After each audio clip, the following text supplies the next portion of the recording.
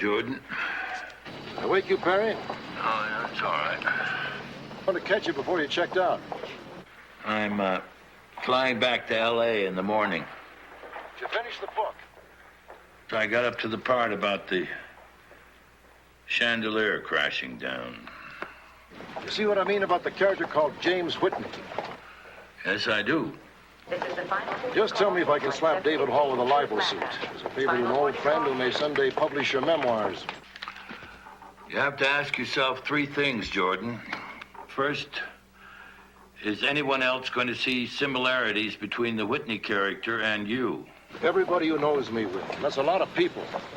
Was there any malicious intent on David's part? There sure was. Well, he thinks he got a raw deal when he published his last book. This is his way of getting back at me.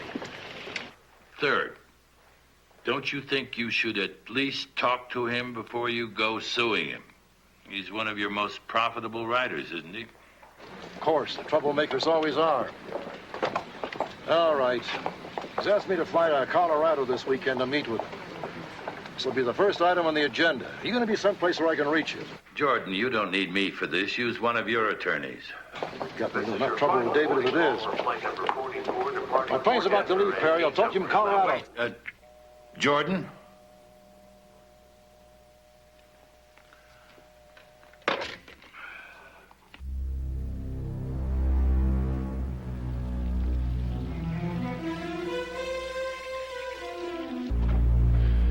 Mr. White, I'm Andrew Lloyd. I'm David Hall's assistant. We met 2 years ago, remember? I remember. David will be joining us for dinner just as soon as everyone arrives. Everyone arrives? I thought I was seeing David alone. Oh, no. You must have misunderstood. Susan? This is Susan Warrenfield. She's the assistant manager here at the Briarcliff. Hello. How do you do? Good. Susan will show you to your room. All right. Well, if you'll just follow me.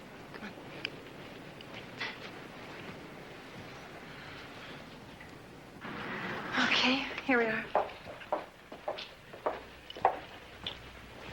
Why do I get the feeling nobody's here? Mr. Hall has taken over the hotel for the weekend. Are you related to the Warrenfield that built the place? Yes, my grandfather. Family still have it? No, they haven't for years. Actually, I just started working here about 3 weeks ago. I finished hotel management last fall. Here you go. Here's your room.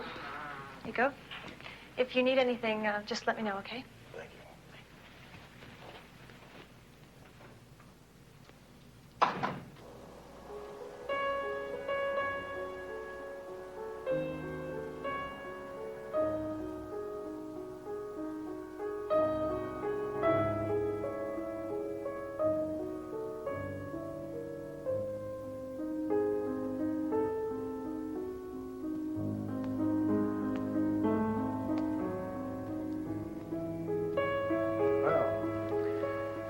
Looks like we're dining together. Have a seat, Mr. White. Do I know you? I'm Donald Sayre. It's all right if you don't remember. Actually, we've never met. He wants you and the rest of America to believe he's a psychic. Huh. You look familiar. Well, you've probably seen my picture in the papers. I do a syndicated column. Hmm? Oh, yes, of course. You're the astrologer. Quite so. I have a small gift for doing astrological charts. Hello. Well, what a surprise. David invited all of you for the weekend, too. I thought I was the only one. Well, I'm afraid not, darling. Mara Maguire, I'd like you to meet Jordan White. How do you do? How do you do? This is Donald Sayre. Hello. Hello. And Michael Light. Hello. And, You I've seen. You I've heard of. You I don't know from Adam. The conglomerate he runs publishes David's books. Oh, I see. I starred in the movie they made of David's second novel. You know, Cry of the Dead. I thought you were marvelous. I've never seen anyone look quite so dead and yet so attractive. Thank you, I think. Where's David? Oh, he's running a little late. While we're waiting, David asked me to explain the reason for inviting you here. This is not strictly a social gathering. It has to do with his new book, The Resort. He'd love for you all to read it. so he's left copies in your rooms. How thoughtful. Yes, you may find some similarity to the characters in the book and yourselves. Each of them had a tragic experience. One with drowning, Mr. White, one with prison, Mr. Sayre, one with fire, Mr. Light, and one with suicide, Ms. McGuire. Yes, you will find David's book is undoubtedly his finest work to date, and so the faint-hearted are advised to take heed. Let's have some wine, shall we? White or red? White, please.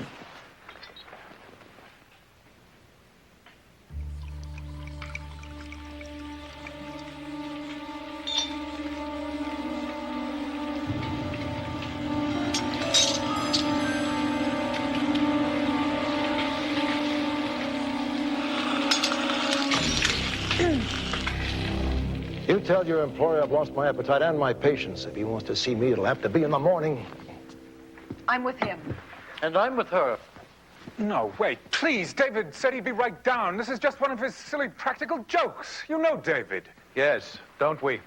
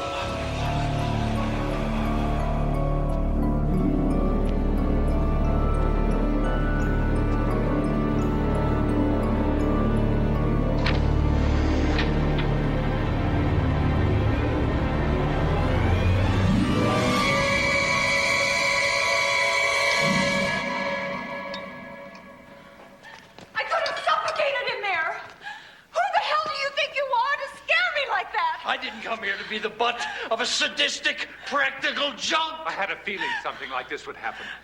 Enough. Thank you for coming. You're here because you must admit you all needed to be taught a lesson. A lesson? A lesson in what? People look at what I write and say that I'm possessed. Frankly, even I used to think that. And I realized we are all possessed. We all lived with demons, with our own personal horrors. Not the ones that spring from fear, but the ones that come from guilt. Some of you are frauds, or fakes, or cheap imitations. And it's what you really are that haunts your dreams. You are your own worst nightmare.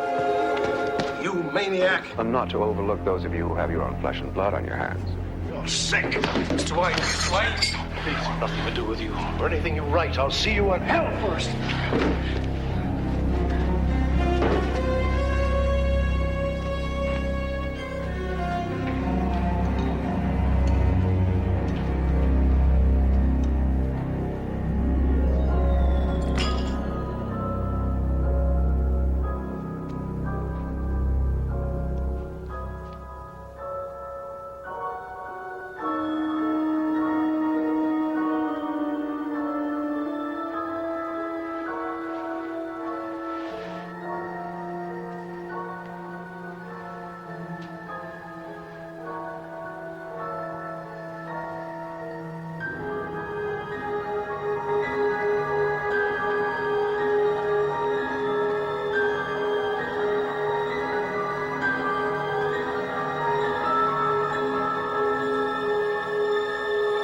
I want to get out of here tonight. All right, then have the plane here in the morning. First thing.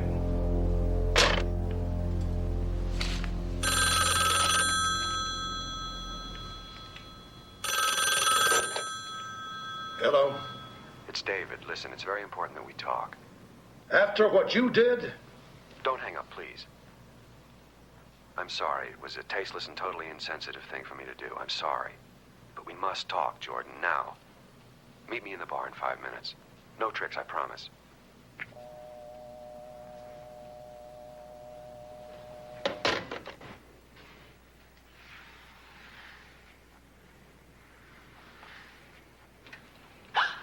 Oh, God, Mr. White, you scared me. You scared me. What were you doing down there? I was taking inventory, the last of my daily duties here.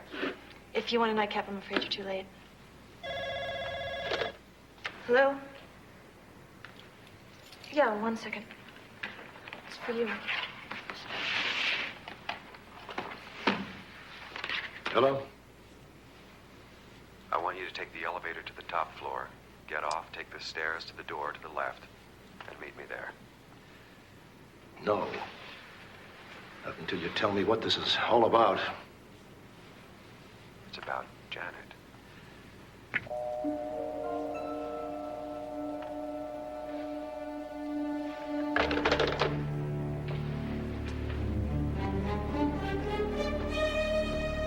Good night, Mr. White.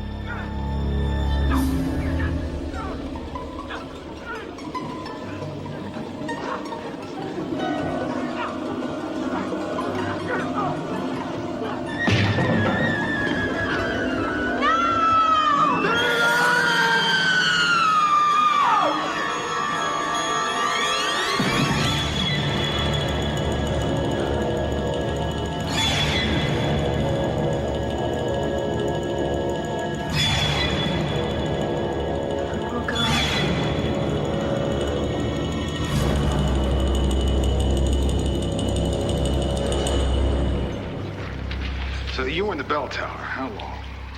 No more than a few seconds. I heard Miss Warrenfeld scream. Came to the door, looked over the side. I saw the body. I went downstairs immediately to call the police. And you didn't see Mr. Hall fall? No, I didn't. Didn't see anybody else in the bell tower?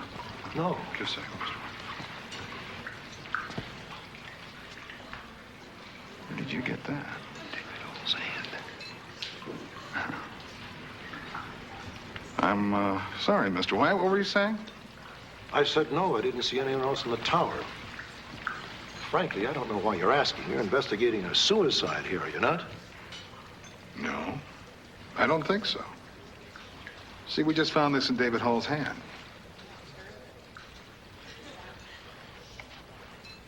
Very attractive blonde you're with, Mr. White. You see, I think there was somebody else up there in that tower with Mr. Hall. I think he and Mr. Hall argued over this picture. And it was torn when Mr. Hall fell. No, let's make that when Mr. Hall was pushed from the edge. But until I can find the rest of the picture, that's just speculation on my part. And I'm not having much luck on that. Mr. White, would you mind emptying your pockets for us? Well, of course I'd mind. I didn't kill him, and I resent you implying that I did. Please.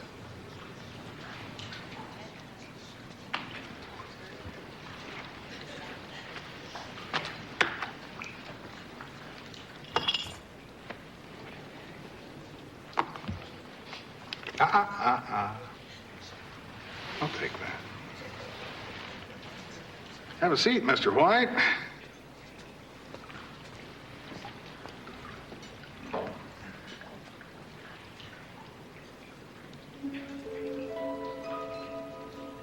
Pretty lady.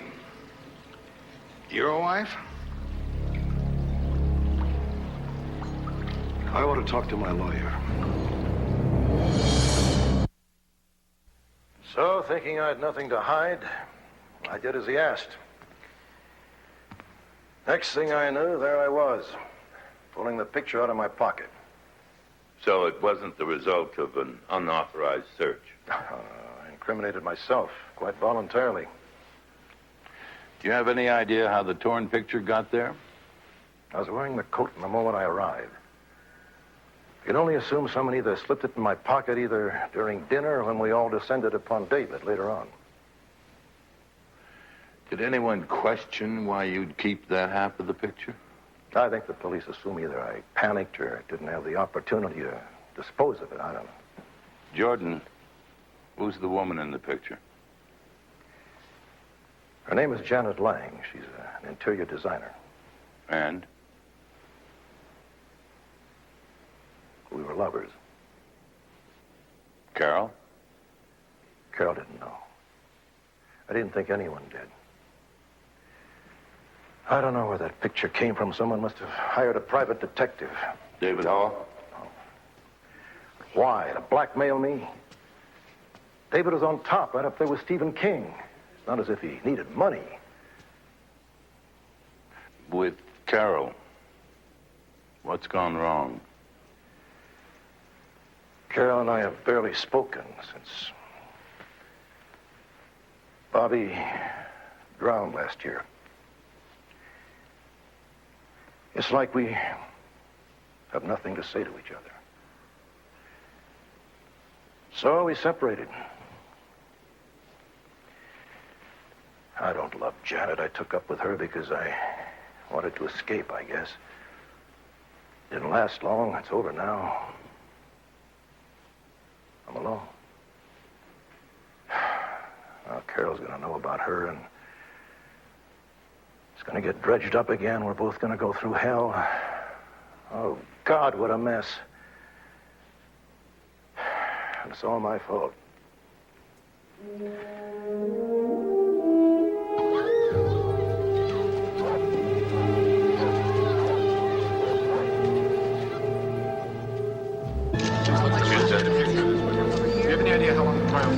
Just to the right. Shot, please. Okay, I've got to get this here. I'll see you right there. Hello, Della. How are you? Fine, thank you, Jordan. Sorry we're meeting here. Yeah, so am I.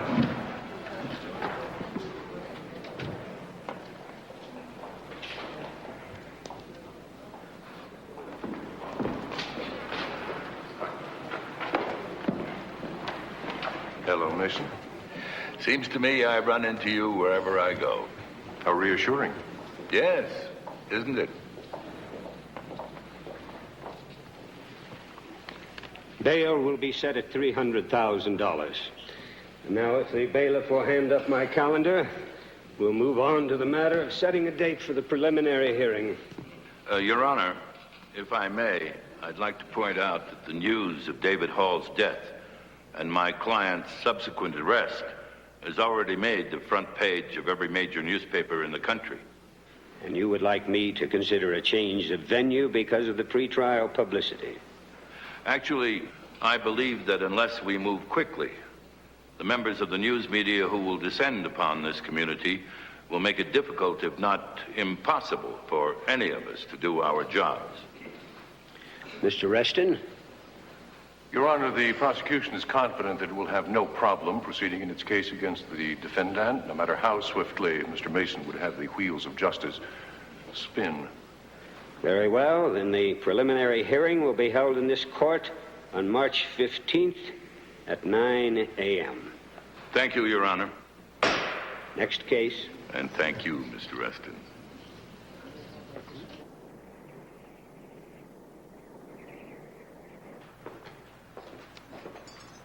Mr. White. Yes. Oh, excuse me. I have a few messages here. I'll be right with you.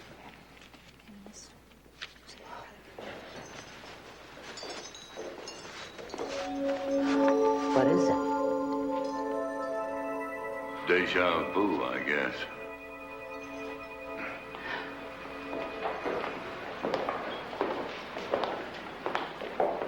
Is it true we really have this place all to ourselves? The owner doesn't want to open to the public again until David Hall's murder is resolved. Perhaps he wants to be sure he doesn't have two malevolent spirits on his hands now. Spirits? Don't tell me this place is haunted. Only by the rather curious group assembled here. Speaking of whom, the sooner we talk with them, the better. I'm really gonna need them now, aren't I? We're both gonna need them. At least for another week.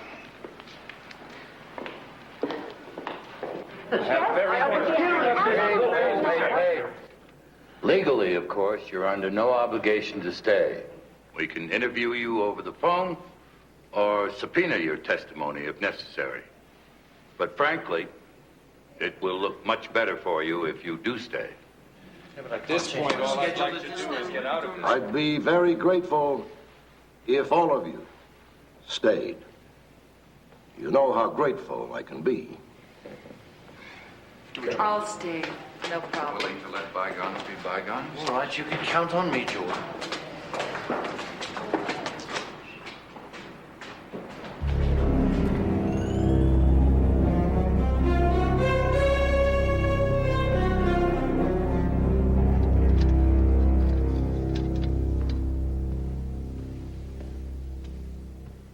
Rich, I think everybody else has called it a night. Why don't you do the same?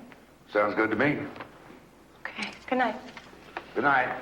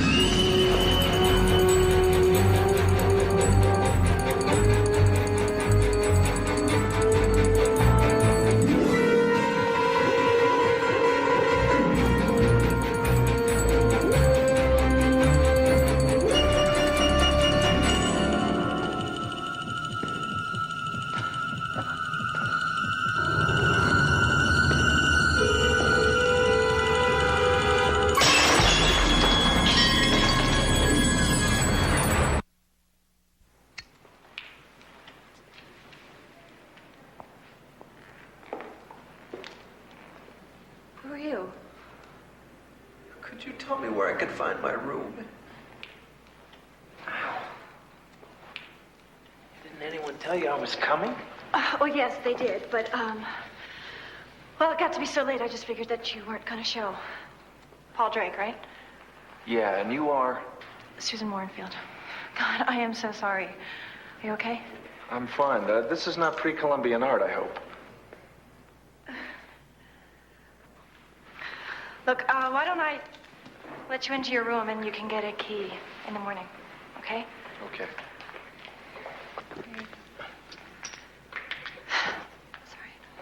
You know, I suppose that I should have called from the airport, but I thought I could get here faster if I just hurried on, you know?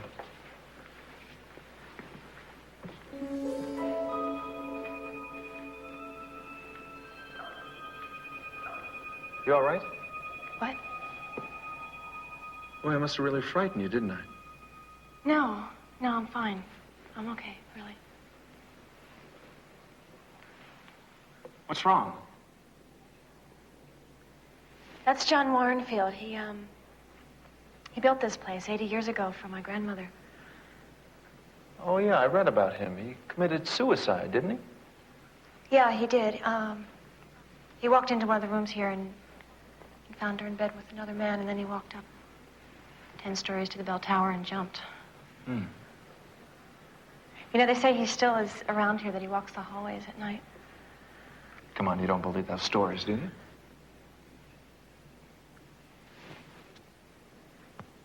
you? Tonight, just before you came in here, I was looking at this portrait of my grandmother, and it looked like she almost started to cry. Well, she's been hanging there a long time, probably. You'd cry, too. Yeah, I suppose so. Shall we go? Yes. I'll show you.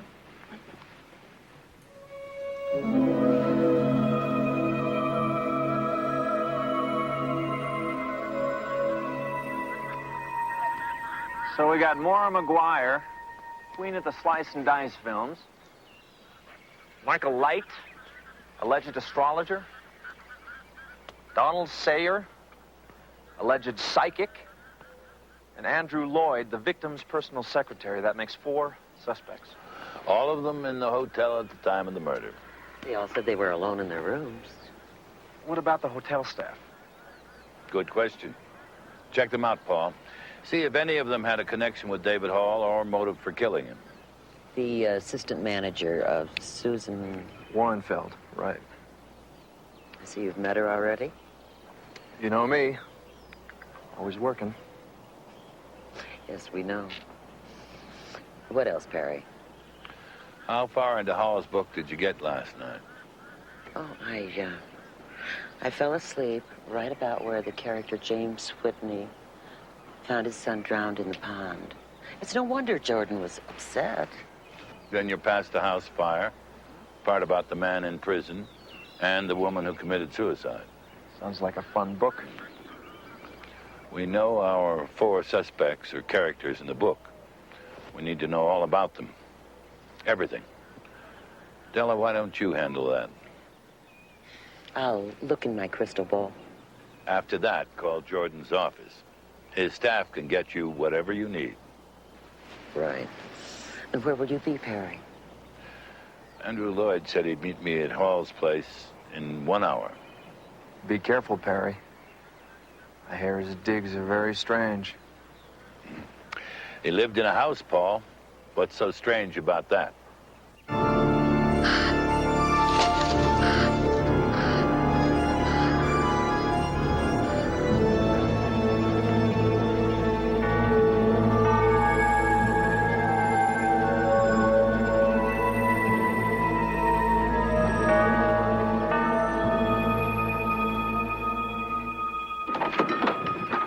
Mr. Mason, come in. Come in. I'm sorry you had to wait. It is a large house. Again, I hope you weren't waiting too long, but you are early. What time is it? It's 9. It's 9:25. I wasn't even going to start keeping an eye out for you until 9:30. I told David 100 times that he should get an intercom for that gate, but he refused. I think he liked making people wait out there. May I take your coat? No, thank you. I won't be staying. This way. I'm still trying to organize David's things. This was David's desk. And that's mine, over there. Exactly what were your duties as Mr. Hall's assistant? Absolutely everything. From transposing his manuscripts from legal pads to floppy disks to ordering the groceries to answering the telephone well, David didn't refer to me as his assistant. He referred to me as his head mechanic, the man who keeps the writing machine oiled, fueled, and running it. Damn it, where are the paper clips?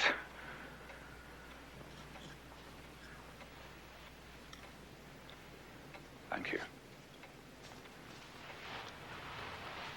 David's death has me rattled. I can barely function. As I understand it, you do a little writing yourself. I don't know what you mean.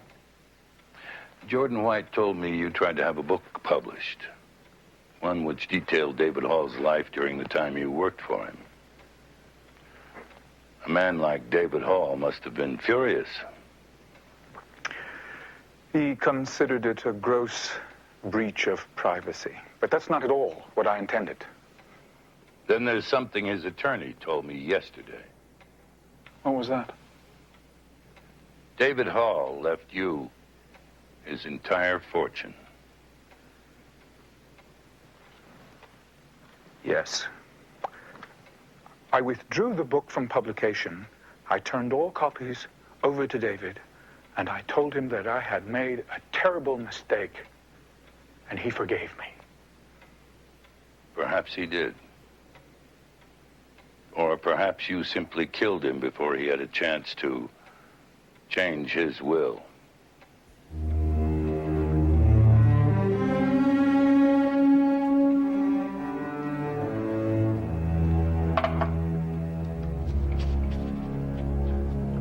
Mr. Mason.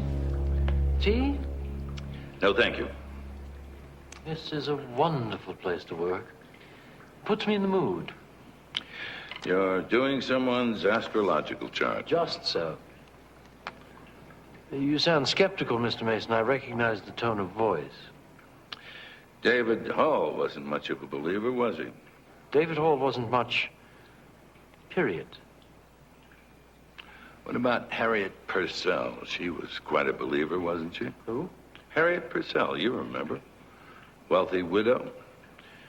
You saw her every day for her horoscope. One day you told her the stars demanded she lock herself in her room, her house caught fire, and she burned to death. That had nothing to do with me. Really? It's in David's book. Not the whole story, perhaps, but enough. Now David's dead. What can I say? Bad karma. Which is not to say that I killed him.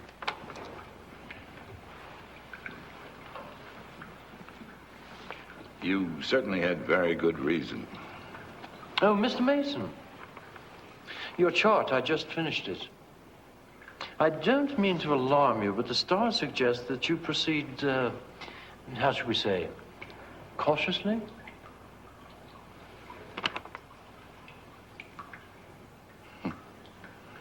I always do.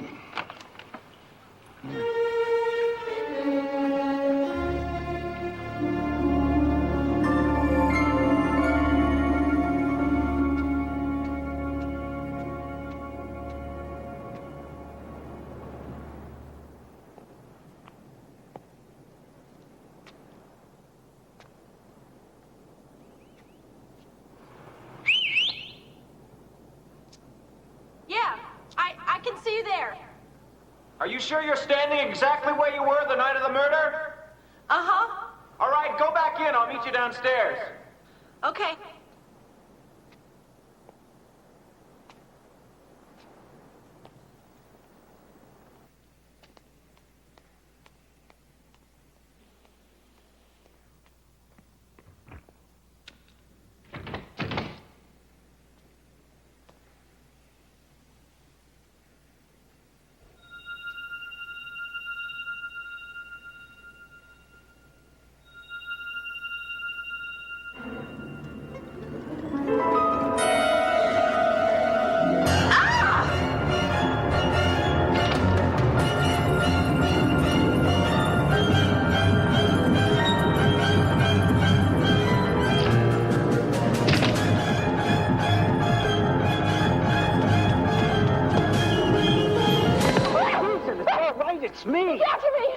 do?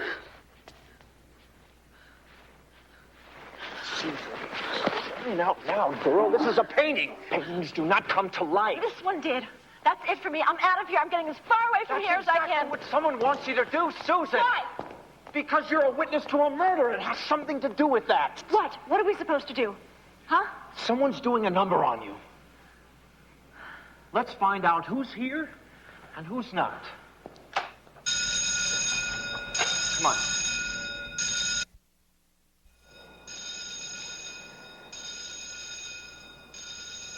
It's been the worst night I've ever spent. I don't know.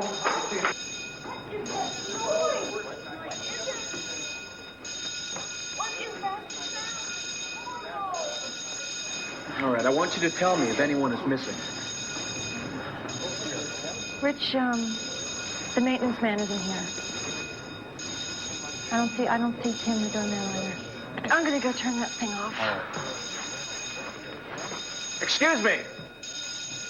Ladies and gentlemen, excuse me. I'm Paul Drake. I work for Mr. Mason. I know this seems like a fire drill, but actually what happened is I bumped the fire alarm upstairs. I'm sorry for the inconvenience. Please go back to bed. Marvelous. That's marvelous.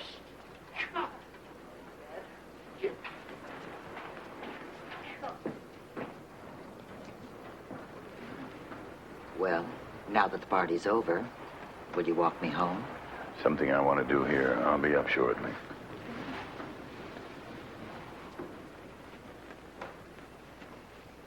All right, Paul. What was this all about? Someone is frightening Susan, trying to make her doubt her sanity. What exactly happened tonight? Upstairs, the picture of her grandfather. Now, Susan swears that it came to life and it chased her down the hall. What? This girl is not hysterical. I'm sure that she saw something. She's just misinterpreting it. But she actually believes a man from a painting chased her down the hall. Yes.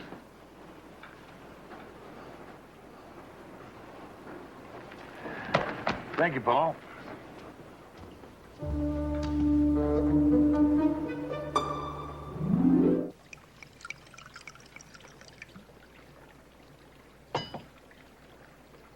How about a drink, counselor? No, thank you. Well, if you don't want a drink, I can only assume that you followed me in here because you want me. I'd like to get to know the real you. Well, just what would you like to know? Why did you try to commit suicide? You do like to get right to the point, don't you? Yes, I do. Well, so do I. It's none of your business. Must have been a great problem to find your deepest secret in David Hall's new book. I had a couple of bad days, but they passed. How did you meet Hall? He saw me in a TV commercial I did back in Houston. I was still a model then. I sat on a zebra, smiled, while my then fiancé hawked used cars. But David must have liked what he saw. He had his lawyer sign me to a 7-year personal services contract. Immediately put me in the lead role of a And movie. you became a celebrity overnight. Who says there's no justice? I've been doing some homework on you. You were getting your weekly salary from David Hall, but after that one film, he didn't use you. Wouldn't let you work for anyone else, which means your career would have just faded away. Well, I'm not under contract anymore, am I? My point exactly. Don't insinuate that I killed David Hall. Why did he stop you from working? I don't know. David never made a pass at me. Not once. But his secretary came on strong. When I didn't come across, that's when David put me in the freezer. Did Andrew Lloyd have that much influence over Hall? I never thought so. But I guess he did. What do you think? I'm not sure. Good night, Miss McGuire. Have one for me. Good night, Counselor. I will. Well, I see you're still reading David Hall's book. Well, I wanted to get some sense of who killed him. I have a very strong feeling it was Michael. Really? Well, I've been responsible for the apprehension of several murderers. You may have read of my work with the Boston and Detroit police. Yes, I have. It's impressive. I gather you were briefly involved with the Miami Homicide Division as well. Not that I remember. Come now, Mr. Sayer. It's obvious the psychic in Hall's new book is a thinly veiled version of you. David would like you to have believed that. Didn't you kill a man in a bar fight because he called you a fake and a fraud? Are you suggesting that I killed David Hall? You killed a man in a bar fight because he called you a fake and a fraud. Oh. You expect me to believe that you wouldn't kill David Hall for exposing you in that book? I don't care what you believe. Then you have nothing to worry about.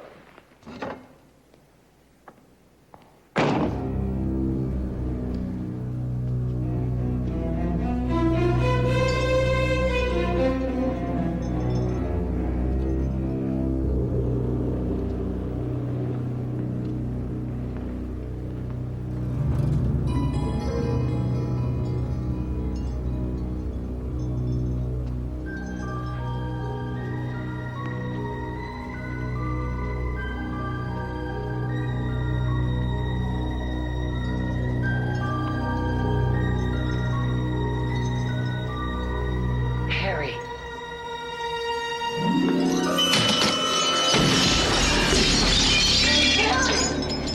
Are you all right? I'm fine. Now get back to your room. No, but I... Now look, I think you just saved my life, but get back to your room.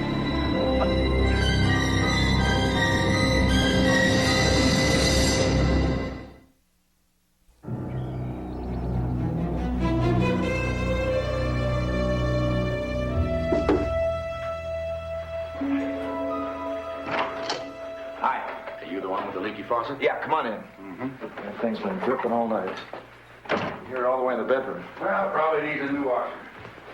Yeah. So what do they call you? Richard. Rich, for short. Well, Rich, I appreciate you getting up here so early. I mean, you got to be tired and all. What do you mean? You know, the fire drill. Well, actually, me and a friend sort of played AWOL last night. Drove into town for a few beers. Is that right? Well, I had no idea there was any place around here to do that. Where'd you go? Oh, lots of places, no place in particular. Here it is. What is it, bad washer? Not a bad washer, missing. Well, that goes to show you that strange things do happen in this hotel, don't they?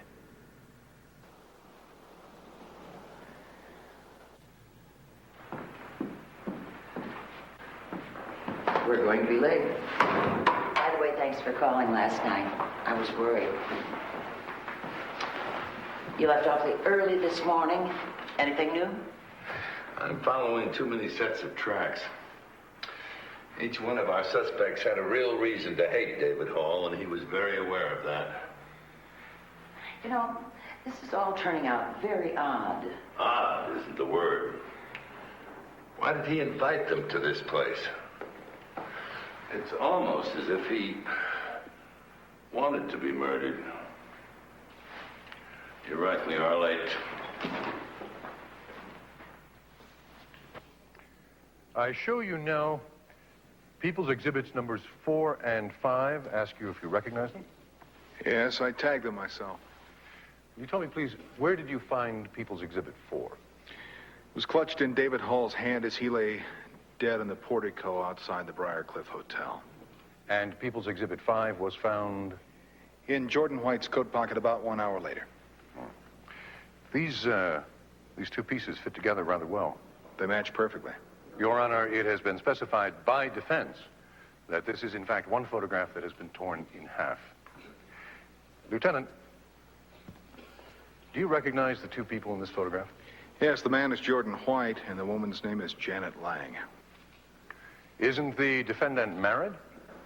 Yes, he is, but not to her. I see. Thank you, Lieutenant. Oh, one more thing. Would you please tell the court what Mr. White and Ms. Lang are doing in this photograph? Yes, they are kissing. I see. No further questions?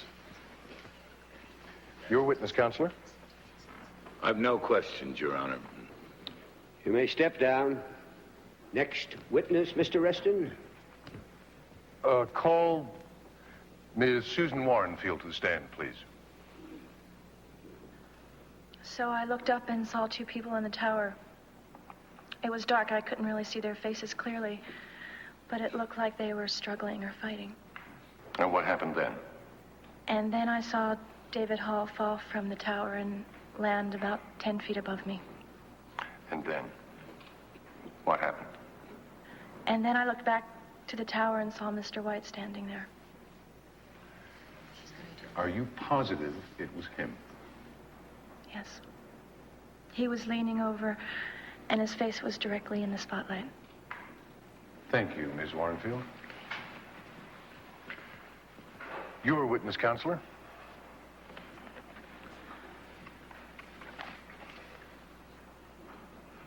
Your grandfather was John Warrenfield, the man who built the Briarcliff Hotel, is that correct? Yes. Would you please relate to the court the circumstances under which your grandfather died? Objection. Relevancy. The relevance of my question will become clear just as soon as Miss Warrenfield answers it, Your Honor. Overruled. Miss Warrenfield, I know this is difficult for you. Please take your time. My grandfather committed suicide by jumping from the bell tower at the Briarcliff Hotel. So, knowing what happened to your grandfather, you must have been particularly upset when you saw the man falling from the tower that night. Yes, it was pretty strange. All I remember is screaming and thinking for a moment that it was my grandfather. Which, of course, is impossible. He's been dead for 70 years. Unless you believe the legend that says the spirit of John Warrenfield still walks the halls of the Briarcliff Hotel. Do you believe that legend, Miss Warrenfield? Yes. Why? I've seen things. What kind of things?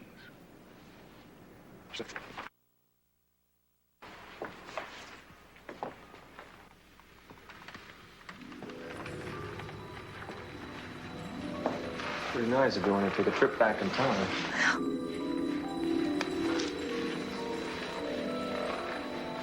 Did you turn on these lights? No, I did not.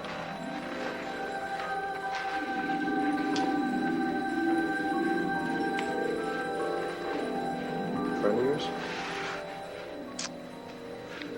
It's my father.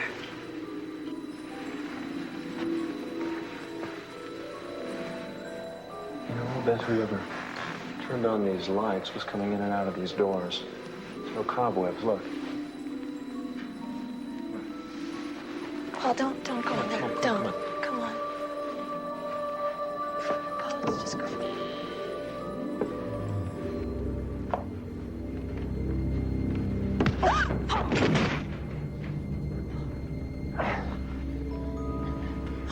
Oh, God. Get this off. Hang on. Get this off. Oh, these are part of the bars that were around Donald Sayers' bed. All right. Here's the mannequin that Jordan White saw. In this casket.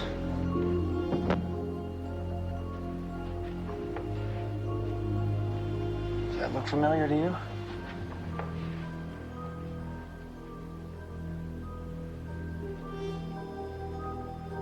Of course, it's the makeup. Beats the set.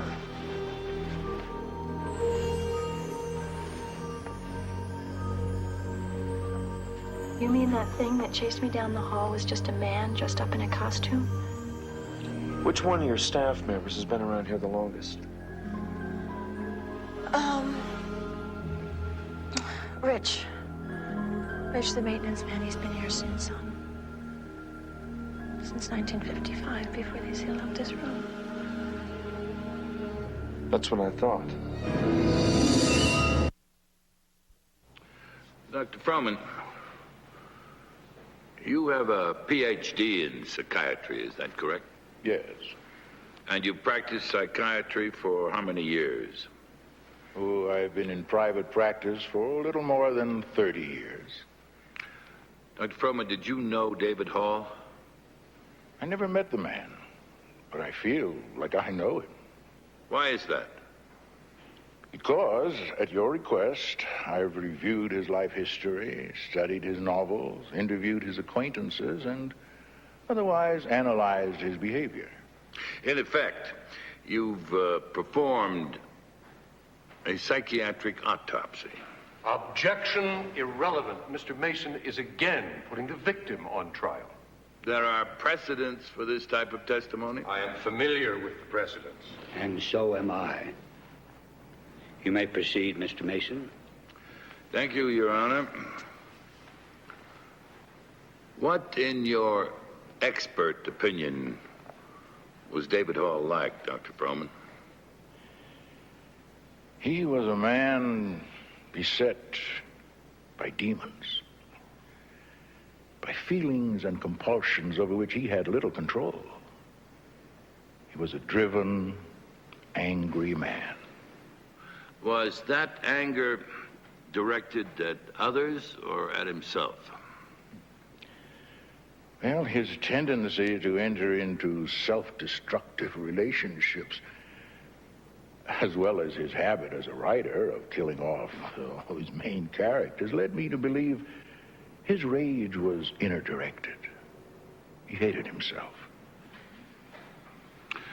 Why would such a man invite 4 people who all had a reason to dislike him to spend the weekend with him at a hotel? I don't know. What if I told you that he had only weeks before suddenly changed his will, leaving everything to his closest associate, and had also taken out a large life insurance policy? And I'd say he'd invited those people to the hotel to bid them some sort of farewell. Why is that, Doctor? It's quite conceivable, in light of his personality, that he was about to take his own life. Objection! Speculation! Overruled.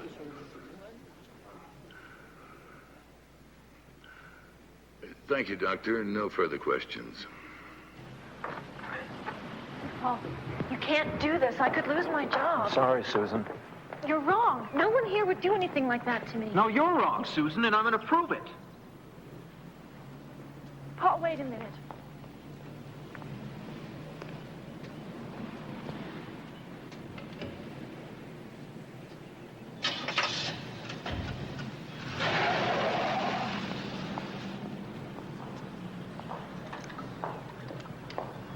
Rich, where were you and Tim the other night when a fire alarm went off? Oh, in town, doing some drinking. You were not. You had just gotten through trying to terrify me. Admit it. Ma'am, honestly, I don't know what you're talking about. You know where Paul Drake went just now? He went to check out your bank records. Do you think somebody paid you to do this to me? Do what to you? Make me think I'm losing my mind. Miss Warrenfield, if you think Look, I don't know what to think anymore.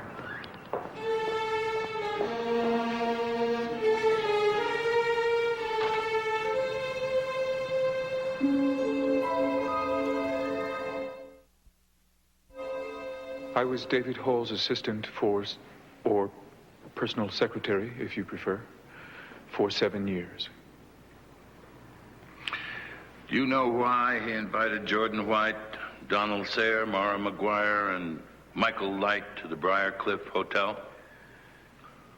He had things to discuss with each of them concerning his latest book, The Resort. Then why did he play ugly tricks on them? Tricks that were upsetting and infuriating. It was David's way of teaching them a lesson. And he was demonstrating a point. Isn't it true he played those tricks to provoke them? No. To make them want to get back at him? Perhaps even kill him? No, that's outrageous. But he wrote a new will, closed out his corporations, took out a new life insurance policy. Are those not the acts of someone putting his house in order in anticipation of his own death? Absolutely not. They're the acts of a man going about what he considers the tedious business of everyday existence, Mr. Mason, period.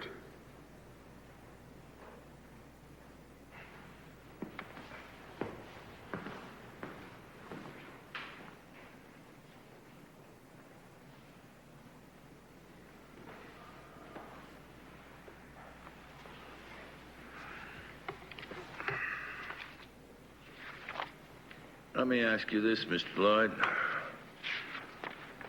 Who paid David Hall's bills? I did. It was part of my job. Did you pay them on time? Ahead of time, usually.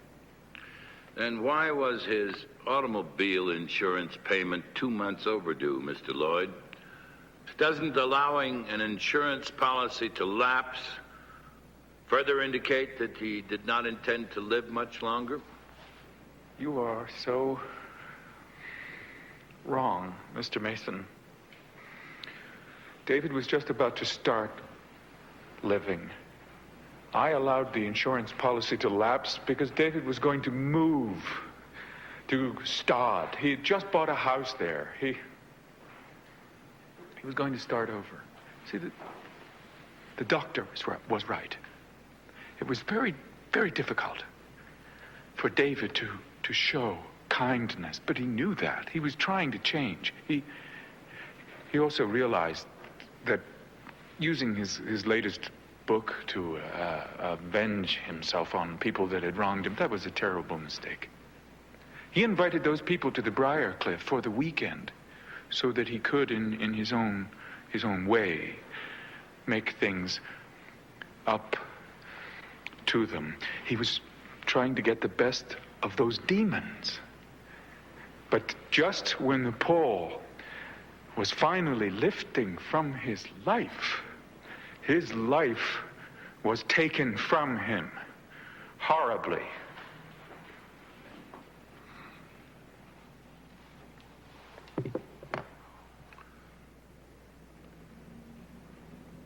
I have no further questions, Your Honor.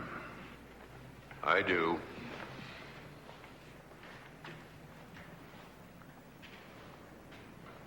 Mr. Lloyd, would it be fair to say that you were David Hall's closest friend, perhaps his only friend? Yes. Did he ever mention taking his own life? No. Never? Never.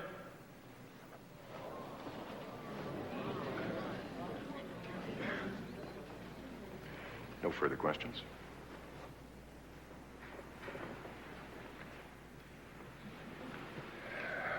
How are we doing? Jordan, we're doing very well. I finally finished the book. How was it? It wasn't as frightening as the others, but it was all right. What is it? Della, I've always said You are my good luck charm. I didn't think you were superstitious. Only about you.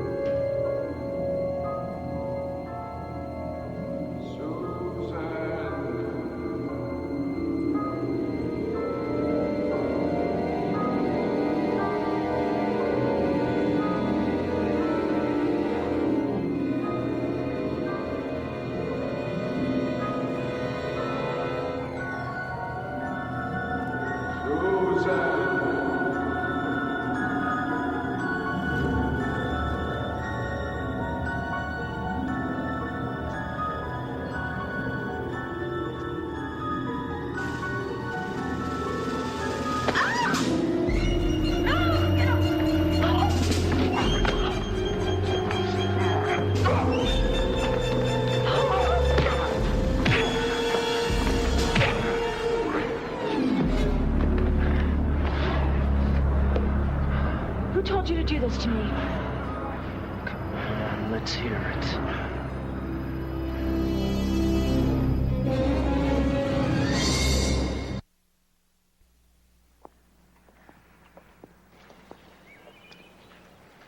Susan, it has to be what you haven't remembered. I don't know what it could be. There must be a reason that Rich tried to kill you. Now, think back to the night of the murder. Mr. Mason, I've been over this 100 times. It was something you saw. Some small detail. Susan, there has to be something. I told you, I don't know. All right. With your permission, I'd like to put you back on the stand. What? All right, Susan. Ms. Warrenfield, I'd like you to tell the court once again what you saw the night of the murder. Only this time, I want you to sit back, relax, let your thoughts drift, and your mind think only about the facts that occurred that night. Your Honor, Mr. Mason isn't questioning this witness. He is hypnotizing her. Your Honor, I'm not really doing that. We all know the psychology of witness recollection. How the testimony of a courtroom often obliterates meaningful facts. I am only trying to get at the truth, Your Honor. This is a bit unusual, but if Miss Warrenfield has no objections, neither do I. It's all right.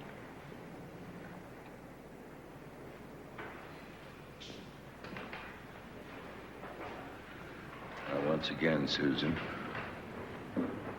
I'd like you to relax. Just listen to my voice and relax. Let your thoughts fade away. Think about nothing except that night. Now, you feel very calm, very relaxed. That's it. Just let go. But keep listening to my voice. Do you hear me, Susan? Yes. I want you to remember that night, Susan. The night Mr. Hall's guests arrived. Now you are through taking inventory in the lounge and you're ready to go home. You're walking to your car, but then you stop. Why? I hear voices. So, what do you do? I turn around and look up at the bell tower. What do you see?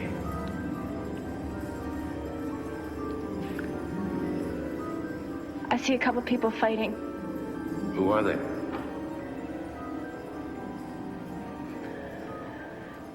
It's too dark, I can't tell. Then what happens? They're getting closer to the edge. Now just relax. Just tell me what you saw. One of them is falling. He's falling out of the tower. It's David Hall. He's screaming, I don't understand. My God, he's gonna hit the ground. You're all right, Susan. You're all right. Just watching and listening. You're just observing. I don't understand. David Hall is falling from the tower. What is it you don't understand? What he's yelling as he's falling, I can hear him even though I'm screaming too. What is he yelling? He's yelling David. Why is he saying his own name?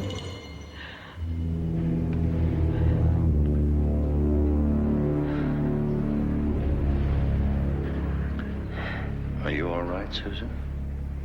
Yes. I'm fine. Thank you, Ms. Warrenfield. That's all. Susan, thank you.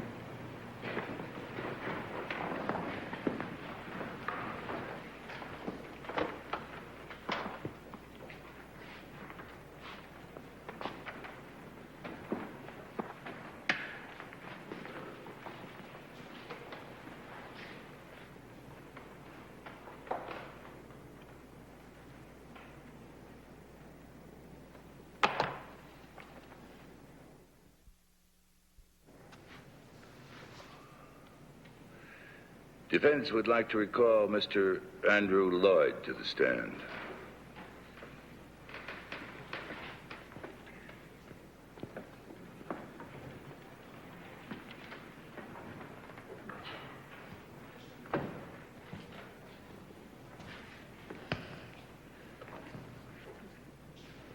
Mr. Lloyd, would you mind telling the court how much David Hall paid you for being his personal secretary? $100,000 a year. That's a huge amount for a secretary. Yes. I had become quite indispensable to David, and I dare say that he would have paid me anything to entice me to stay on. You may have been indispensable, but you weren't exactly loyal, were you, Mr. Lloyd? What do you mean? I mean the unauthorized biography of David Hall written by you. That was a terrible mistake. Something for which I am sorry even to this day. Oh. There's no harm done, is there? The book was never published, and David had you destroy all copies, didn't he? Yes, that's right. Except this one. The one you secretly left with the publisher. It's all right. David Hall will never find out now. I'd forgotten about that. Would you please tell the court how your manuscript begins, Mr. Lloyd? Just the first sentence. I can't. I don't remember it. Every writer I've ever met says the first sentence of every book they write is impossible to forget because it's the most difficult one to write. I wrote that well over a year ago. I don't remember it.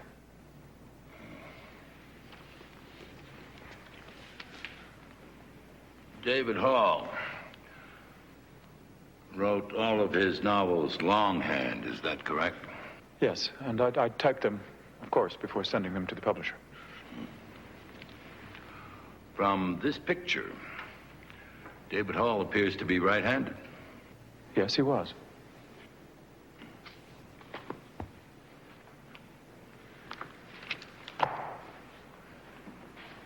Mr. Lloyd, I call your attention to this handwritten manuscript of the resort, written by David Hall. From the way the letters are slanted, it would appear to me it was written by someone left-handed. Yes. What time is it, Mr. Lloyd? Well, it's 9:53. But you wear your watch on your right wrist. Yes. You're left-handed, aren't you? Yes, but... I noticed that when I interviewed you at David Hall's house. I also noticed you didn't seem to know your way around your own desk. Well, that's because I was upset. It's because it wasn't your desk. It was your secretary's desk. What? Isn't it true that you are, in fact, David Hall? No. Isn't it true 7 years ago you changed places with a man named Andrew Lloyd? That's ridiculous. Isn't it true that you did so in order to enjoy fame and fortune as an author without having to surrender your privacy? Absolutely not. Isn't it true you invited those 4 people to the hotel to see which one you could provoke to violence? And when that person turned out to be Jordan White, you went about framing him for your secretary's murder. You are outrageous. Isn't it true that it was Andrew Lloyd who fell from the tower? No. Isn't that why Miss Warrenfield heard the victim scream David as he fell? Because you, David Hall, pushed Andrew Lloyd off that tower. No, no, no! I defy you to prove any of this. Isn't it a fact we could take a sample of your handwriting, have it compared to that manuscript? Isn't it a fact that that comparison would prove that you are David Hall?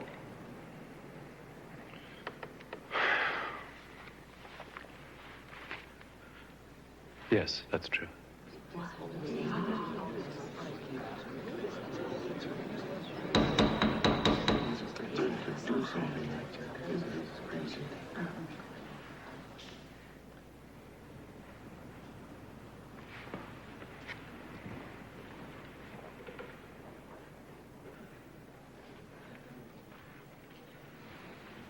Now, you transferred all your assets to Andrew Lloyd, the man you pretended to be for 7 years. Then you killed him.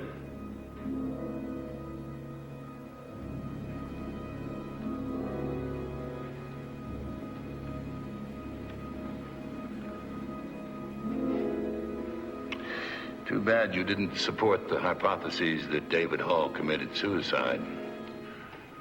You might never have been found out. I wanted the world to remember David Hall not as some suicidal neurotic, but as a man who is as heroes often do. He met a sad, sudden, and tragic death.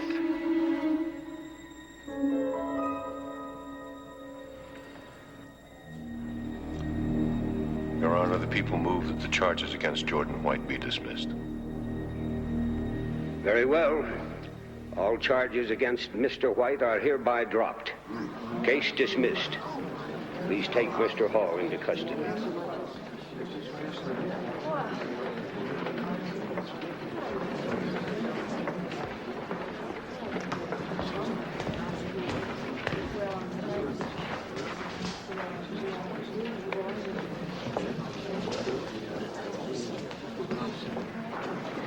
Well, Perry, Jordan, I may have presumed too much, but I made a call last night. There's someone here to see you. Carol.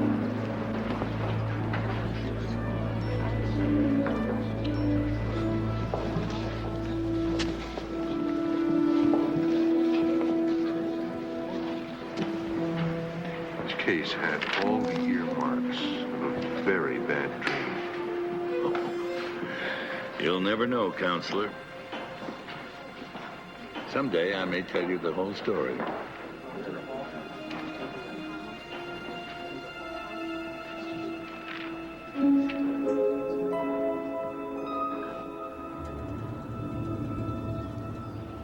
Well, goodbye.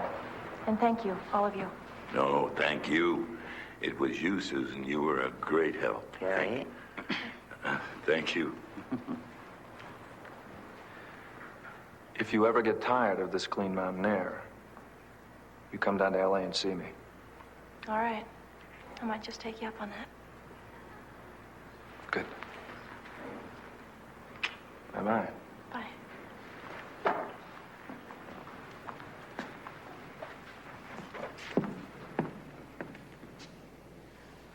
You think she'll be all right? Paul, there are no such things as ghosts. I guarantee it. Oh, I don't know, Della. Oh, Perry. Why do you say that? When I passed the Warrenfield picture this morning, I heard something. You're kidding. No.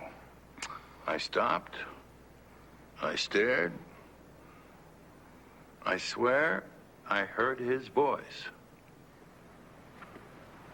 Well, what did he say?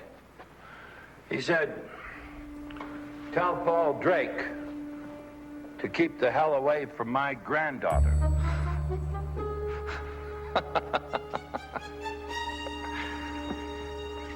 Perry.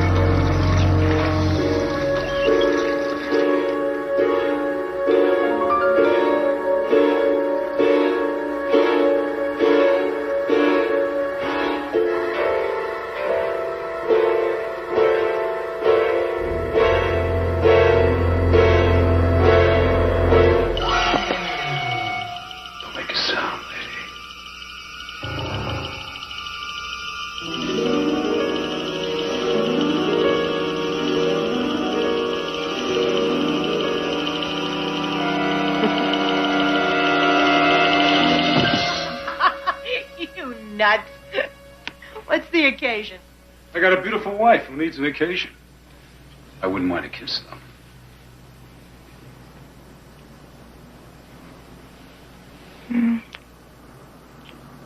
Thank you. How did a guy like me wind up with a girl like you? I played my cards right.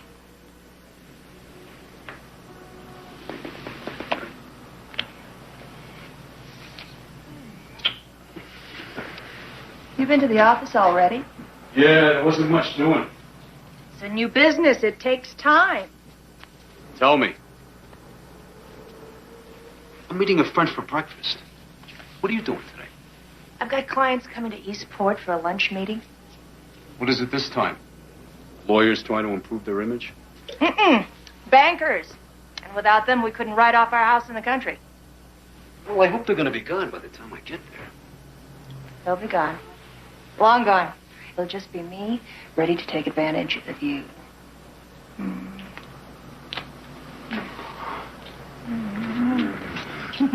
Oh, no. Oh, let me stay here. I'll get that. Oh. Yeah, just a sec. Oh. Hello? Mrs. Domenico. Yes? Yeah, this is Felix at Brandon Electronics. The rest of your equipment came in. Great. I'll be there around 10 o'clock. Thank you. Alice wants to have some coffee. I think the marriage is on the rocks. I'll see you tonight. I'll be waiting.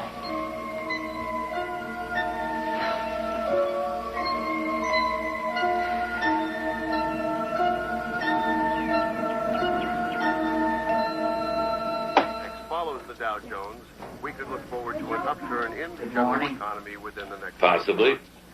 What'd the doctor say? The operation was a complete success. Terrific. When do you get out? In a day or two, if he doesn't want to put it in the cast. Uh-oh. Exactly. Is that new dress? Tony Domenico is coming for breakfast. He's coming here. So I finally get to meet him. You know, when I used to babysit Tony and my brother, they drove me crazy. One time they even locked me in the closet. Stella. Tony. Tony, dear. You haven't changed in all these years. Oh, you look wonderful. And you have to be Perry Mason. Most of the time, it's a pleasure. Pleasure. Skiing? Yes, of course. Gee, it's too bad Suzanne couldn't make it. You two would love each other. Suzanne. My wife. You remarried. Yeah, about 2 years ago. And I got to tell you, she's something special. Helen, would you go to the kitchen and see if you can find my keys? Yes, ma'am. Thank you.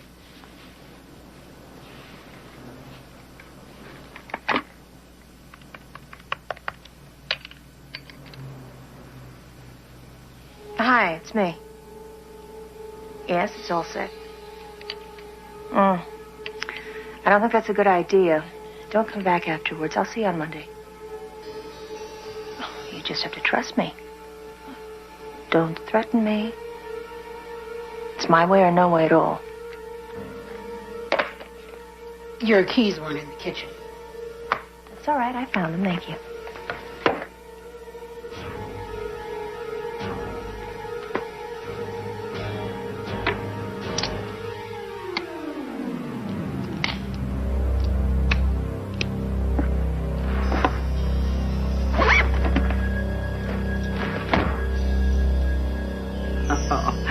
She's lovely. Congratulations. Thanks. You know something, I can hardly believe it. When Carrie died, well, you were at our wedding. You know how I felt about her. We were 19. It was going to be forever. I never thought I'd find anybody else. Here I have. These are omnidirectional bugs. How sensitive are they? They'll pick up any sound in a room. How'd you like to pay for these? Cash. Would you be out of here by Sunday? Oh, you can count on it. Look, it's an easy trip to Eastport. Why don't the two of you come out for brunch? You could meet Suzanne. Oh, wouldn't it be too much bother for her? Are you kidding? She loves to cook. Perry, what do you think? Sounds wonderful. Thank you. Great. I can't wait for you to meet her. You know, she would have been here this morning, but she works too. What does she do? She's in public relations.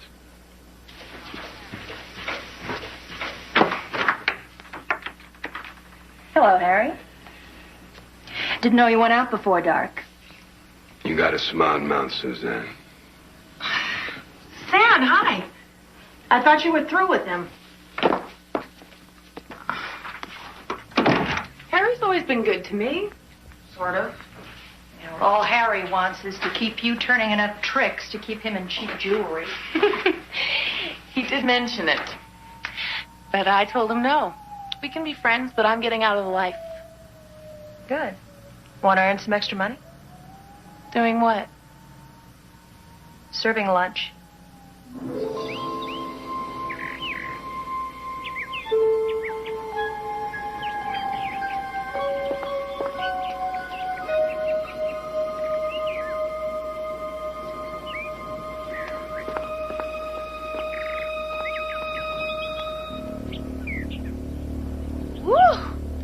Looks pretty deluxe to me. Are we entertaining royalty? Don't sneak up on people like that, Miranda. It's a bad habit. Sorry. Can I guess who's coming to lunch? Curiosity killed the cat, my dear, and others too numerous to mention. And what does that mean? Your fee for today includes your discretion. So I was right. This one's first class all the way. Including security. Let me see your bag. What are you so uptight about? It's just a little business lunch, isn't it? That's right. See? No drugs, nothing. I told you I've given all that up. It's the new me. Well, let's hope so. I told you it's the best way to go. It's Hammond's with the food. Say, listen, do me a favor. While I finish up with things here, would you make sure that crazy kid doesn't wreck anything? I'll do my best. Thank you.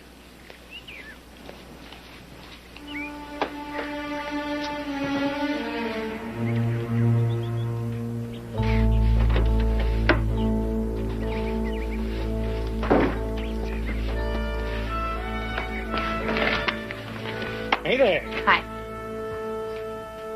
Anybody ever tell you you'd make a great centerfold?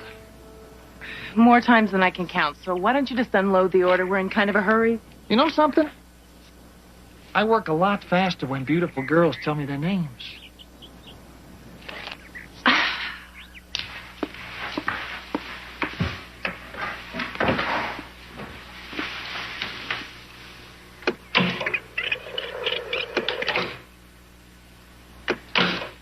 Can I guess who's coming to lunch? Curiosity killed the cat, my dear, and others too numerous to mention.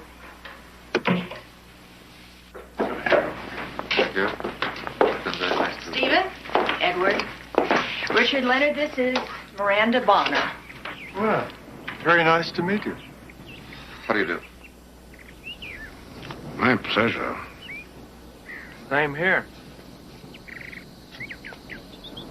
Well, now that all the amenities are out of the way, I'll bet you all want to get down to business, so we'll be in the kitchen if you need anything. Thank you. I'm sure we'll be all right until lunch is served.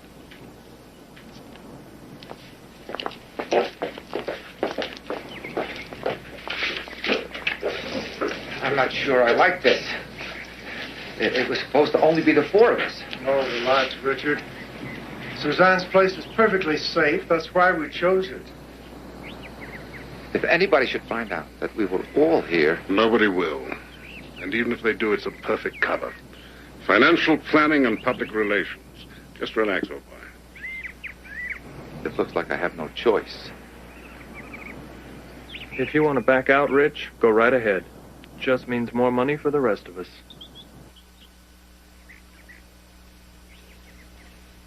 Steve, there's kind of cute, don't you think? Be careful. You weren't watching the knife. You said they were bankers. That means mega bucks, right? I don't have the slightest idea. Sure. And you don't know how babies are made either. A girl could sure retire on that kind of money. If she knew exactly who it belonged to. I told you, don't go for retirement, go for love. It's the best move I ever made. I'm with you. But why can't I have both? Come on, just give me a little hint on who they are. I'm warning you, Miranda. Stop it. I hired you because I thought I could trust you. You can, you know that. Well, then why are you asking so many questions? If you're smart, you'll forget today ever happened.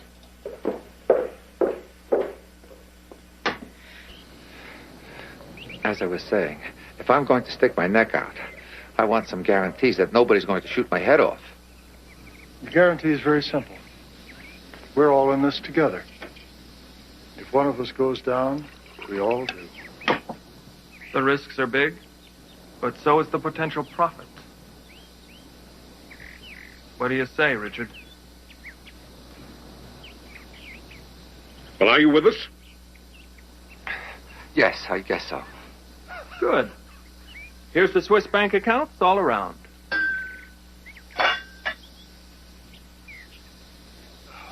Richard. If you won't take a cognac, how about a cigar? Genuine Havana.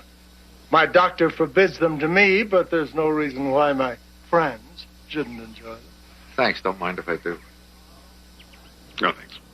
No. My wife says they make me smell like a pool hall. Have another one. Take it home with you. Oh, you're Light it later. Dessert, anyone? Oh, look at this. Can I have two? Oh, of course you can have a tray. Well.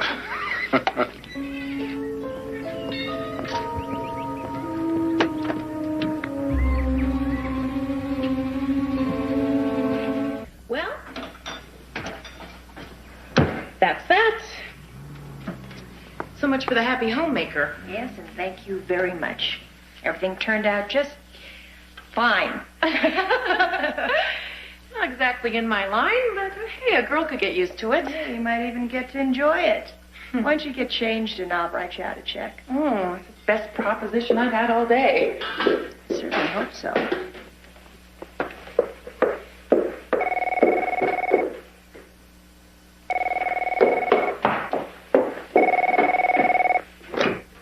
Hello? No, you listen. There's going to be a little change in our agreement. The price is going up. I know what kind of money is involved here. That's right, or no deal. I'm not going to argue with you. Take it or leave it. Thanks again. My pleasure. This is more than we agreed on. Yeah, well, let's just say that that's for your retirement fund. I mean it. Thanks. Hope you call me again. Anytime. Miranda, wait. Would you do me a great big favor? How big? Well, I forgot to take these to the post office on my way out of town, and if I mail them from here, it'll take forever. No, I can drop them off. Post office is on my way. Your doll. Right. Barbie in the flesh. See you soon.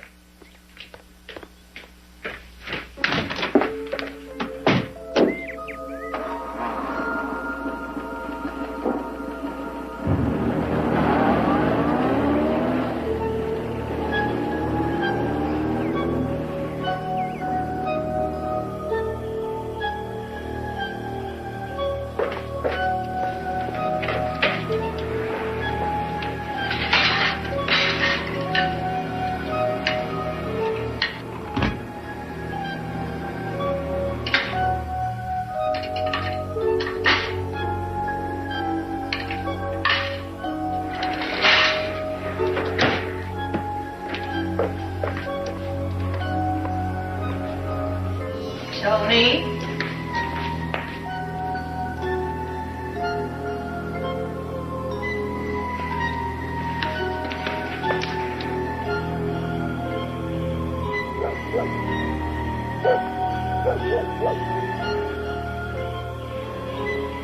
Who's out there?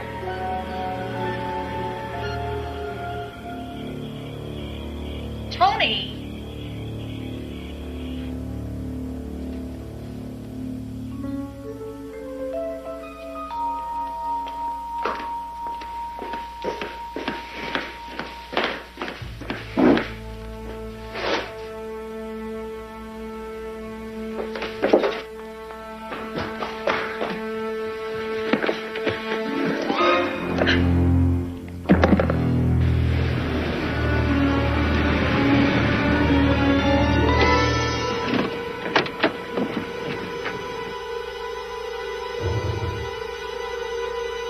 Suzanne!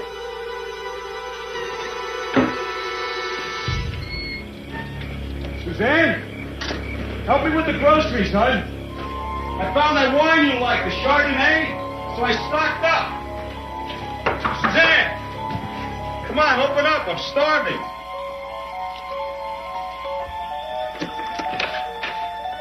What are you doing? I'm home. Sweetheart?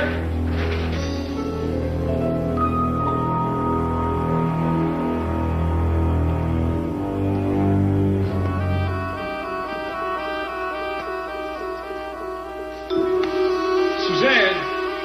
You still soaking in the tub, you lazy broad? What are you doing? Where are you? Suzanne?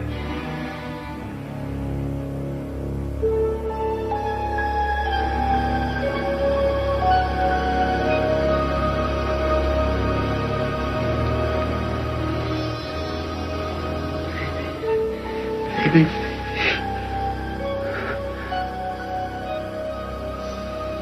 Oh, my God.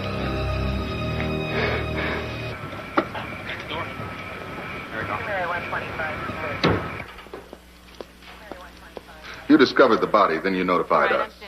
Yes. Right away? I don't know. How long did you wait? I don't know. 5-10 minutes. What were you doing during that time, Mr. Domenico? Hey, I just found my wife's body.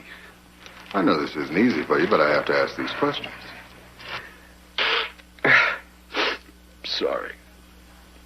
You identified the gun found near the body, is that right? Yes, it's mine. You said you usually kept it at home, but you don't know how it got here. No. Sergeant, take a look at this. Excuse me. What have you got? Found these in the back seat of his car.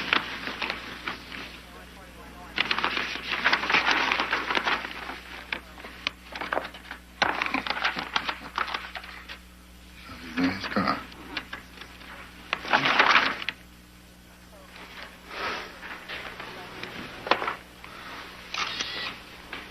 We found these in your car, Mr. Domenico. In my car? Mm-hmm. The hair is a little different, and she looks younger in these pictures, but that appears to be your wife, the notorious Midnight Madam. It's not Suzanne. You carry these in your car. You must be very proud of her.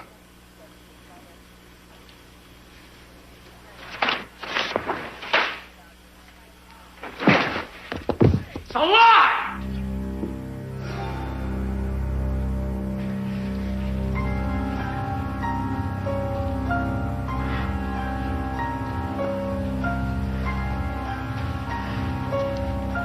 You're under arrest for murder, Mr. Domenico.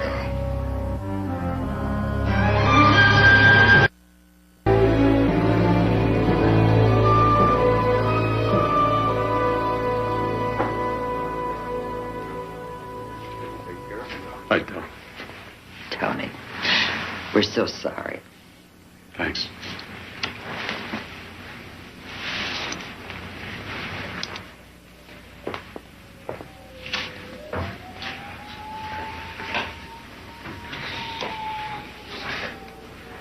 How's the knee? Dreadful. I thought you weren't getting out of the hospital for a couple of days. He let me out early. Thank you. Both of you. I want you to know I appreciate you for taking the case. I haven't yet. There are a few questions I have to ask you. Sure, go ahead. The police report states your motive for murder is evidence that your wife had been arrested in several cities in the past, both for prostitution and for running a house of prostitution. I don't care what they say. I don't believe it. I know how you must feel, Tony. But these police reports... But it's not true. Don't you think I know my own wife? Suzanne would never do anything like that. Never! Tony, we're only trying to help you.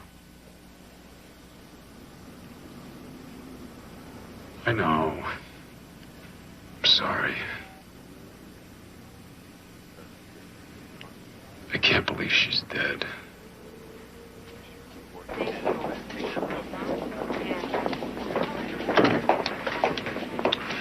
Well, he certainly isn't making things easier. If you'd rather not defend him, I understand. I'm sure Tony can afford a competent attorney. Della, I want to tell you... Harry, I just know he didn't kill his wife.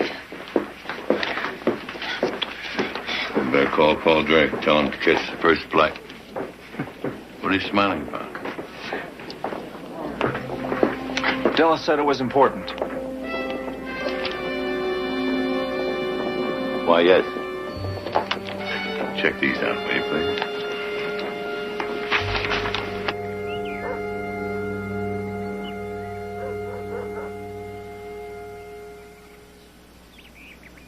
You wanted me, mate?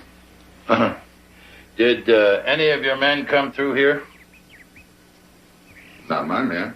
They're confined to the front and terrace doors only. What about these muddy footprints? Well, frankly, I didn't even know they were here. They don't appear to be completely dry. They could have been made by someone last night. We'll look into it. Thank you.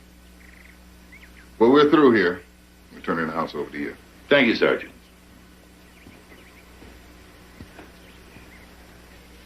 Definitely not your average stereo system. Is that right? Looks like surveillance equipment. Very sophisticated, too. Look at that. State-of-the-art, voice-activated. Barry, I bet with the right microphones, you could probably pick up an ant anywhere in the house. The right microphones. Like these? Yeah, exactly like those.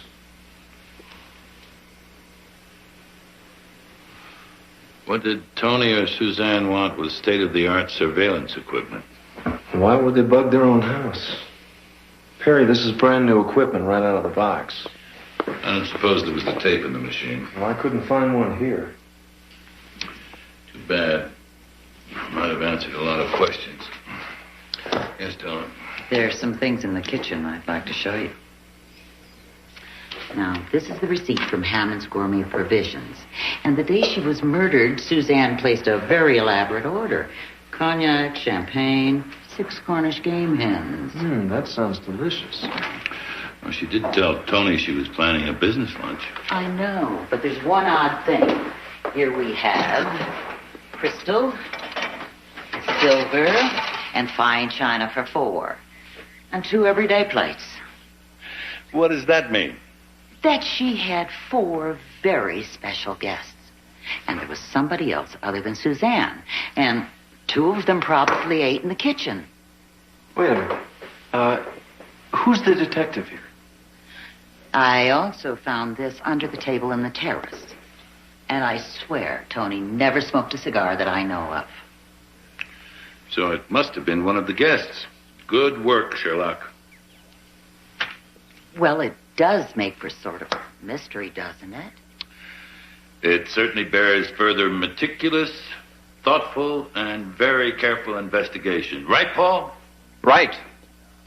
I vote we check out Hammond's Gourmet Provisions. You have something specific in mind? Yeah, lunch. I'm starved. Tony and Suzanne were one of the happiest couples I've ever seen.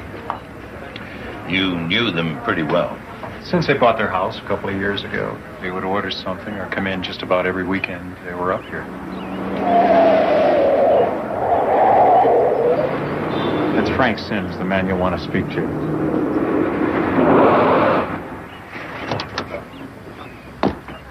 Hey! Frank, how many times do I have to tell you to be more careful? If my insurance rates go up, you're out of a job. Sorry, Miss Ma'am. Sorry won't cut it. Just slow down. Oh, look at that. I just had this van painted. Don't look at it. Sit down. He's all yours, Mr. Mason. Please don't keep him from his work too long. I don't want him rushing to catch up. Thank you, Mr. Hammond. Mr. Hammond told us you made a delivery to Suzanne Domenico's house the morning of the day she was murdered. Yeah. Sure was weird her getting killed like that, huh? Did you see any cars at the Domenico house when you made your delivery? No, not then. You went to the house more than once? No, but I had a lot of orders in that neighborhood. I passed by the Domenicos a few times, I guess. And you saw other cars there? Yeah, maybe 4 or 5. Couple looked expensive. How long were they there? You got me? All I know is they were gone by the time I made my last run by the place. What time was that? 6, maybe 6:30. When you were at the house, did you see someone besides Mrs. Domenico? Yeah, another lady. Who? I don't know. She was beautiful, though. Really hot. I tried to get a phone number, but I struck out. Did you get her name? Miranda. But that's all she told me. Look, give me a break, will you? I gotta get back to work. Yeah, we might want to talk to you later, so... Sure. Whatever you say. Paul, call and ask Della if there's a Miranda in Suzanne Domenico's address book. You see this garbage? It's in all the papers. Just have to ignore it, Tony. How can I? You know what the guys who work for me are thinking right now, and my friends? I know how painful all this is for you, but you're going to have to concentrate on the Suzanne you knew. Now, Tony, can you do that? I don't know. I'll try. And no matter what is said, no more outbursts. You mean I got myself a lawyer? Yep. Now, what can you tell us about the business meeting your wife had that day?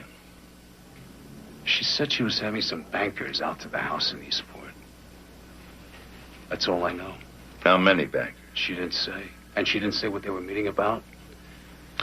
Tony, why did you install sophisticated recording equipment in your house? Recording equipment? I got a stereo, but that's it. We found some bugging devices. Bugging devices? What's going on? Tony, your wife's murder may have something to do with her past. If you can remember anything which might give us a clue. Anything. I don't have a clue. From the day we met, the past never existed.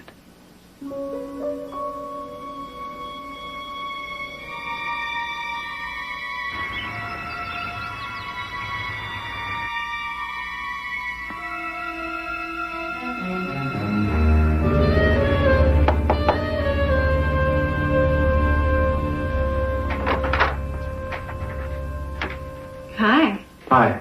I'm looking for a Miranda Bonner. Well, great. Come on in. Thank you.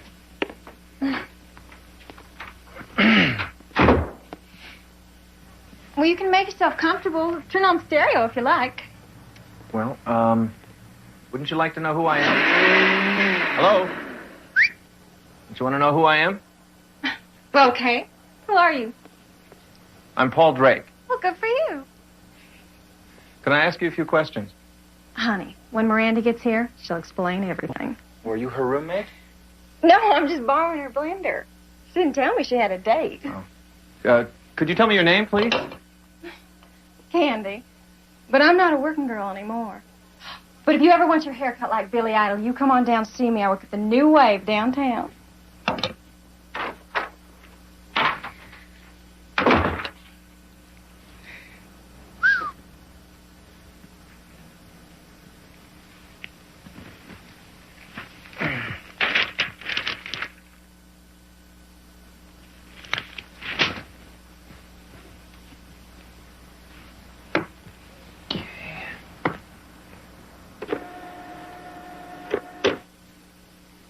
Hi, this is Sandy. Got my eelskin bag. Call me. This is Ed, Miranda. It was lovely meeting you in Eastport yesterday, and I'd like to see you again. Give me a call when you get a chance. 555-7638. Thanks. What the hell do you think you're doing? Who are Wait a you? minute. I can explain everything. Starting now. My name is Paul Drake. I work for a lawyer by the name of Perry Mason.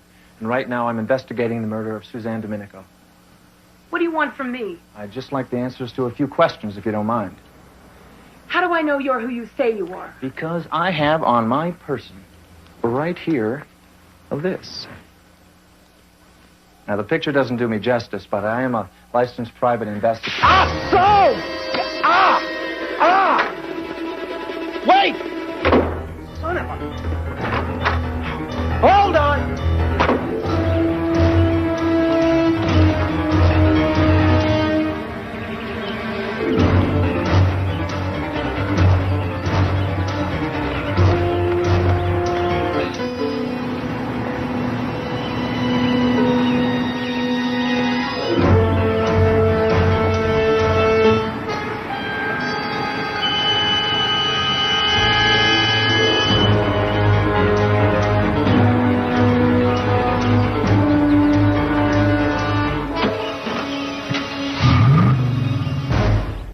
Domenico is a man of dangerous and violent temper.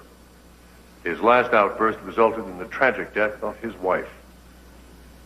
At the time of his arrest, Officer Kozlow was the target of his rage, which nearly resulted in a fractured jaw for that officer. His violent temper is legendary among his employees. Mr. Domenico is here charged with a capital crime, and he is a danger to us all. The state, therefore, respectfully urges this court to protect the community by denying this defendant bail. Mr. Mason? Your Honor, Mr. Domenico had just discovered his wife had been murdered. It's understandable that he might lose control under those circumstances. My client has no history of violent crime. He greatly regrets his unfortunate reaction toward this officer and has personally apologized to him. He is deeply rooted to the business and society of this community and is not a danger to it. I strongly urge the court to grant him reasonable bail. All right, Mr. Mason, I'm going to take your word for it. But this court will be quick to react to any breach of conduct. Bail is set at $200,000. We will recess for 2 hours.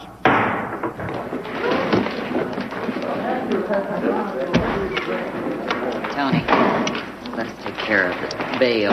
Then I'll give you a lift home. Thanks. I could use a lift. Are you coming? I'm waiting for Paul. Speak of the devil. Good morning, Paul. Glad somebody thinks so. Sir, yes, right. Right this way. Pick him up. Can you make a picture? You look awful. Thank you. What happened? You don't want to know. Try me. No. Try me. I got maced, and I lost the girl. Can you find her? I got to. She took my wallet. She what?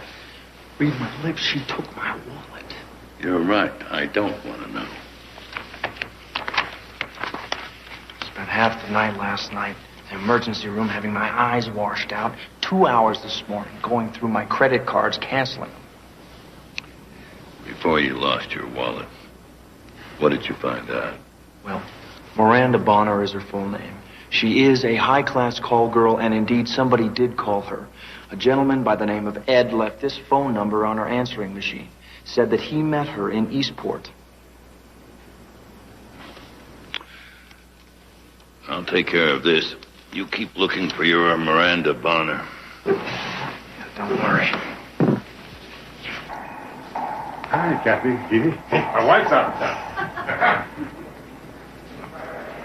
Mr. Tremaine? Yes? I'd like to talk to you about Suzanne Domenico. It was just a business meeting, Mr. Mason. Nothing more. Our bank employed Mrs. Domenico's public relations company.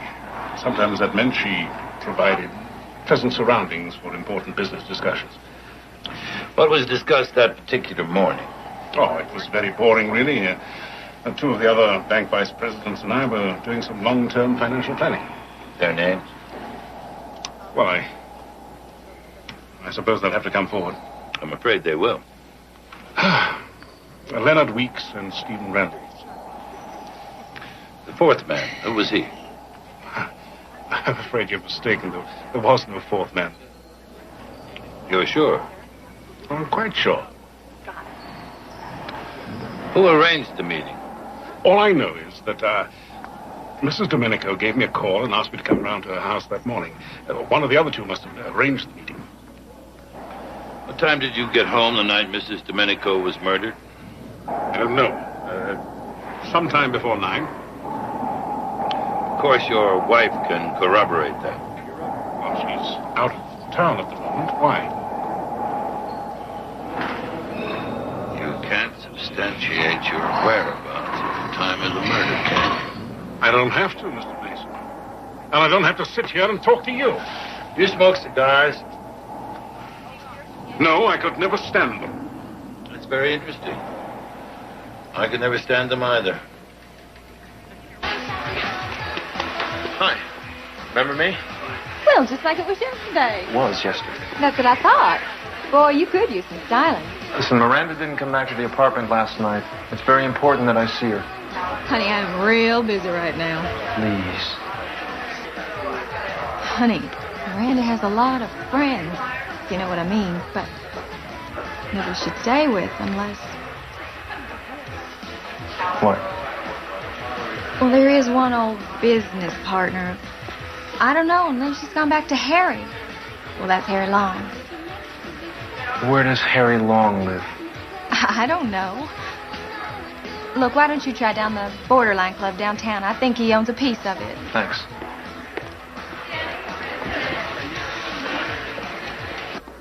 I'd like to speak with Leonard Weeks. My name is Mason. Harry Mason? Yes? Mr. Weeks is expecting you. Edward Tremaine said that you might be paying us a visit. I can't tell you how distressed we all were to hear the bad news about Mrs. Domenico. Had you known her long? No, only since last year when our bank became a client of her public relations firm. But her death was a shock, nonetheless. Along with Edward Tremaine, you both met with Mrs. Domenico at her home the morning she was killed. Yes. To discuss long-range financial planning for the bank. Yes, I heard. It was just the four of you there, along with Mrs. Domenico. No. No, just the three of us, yes. Three. Yeah, a trio.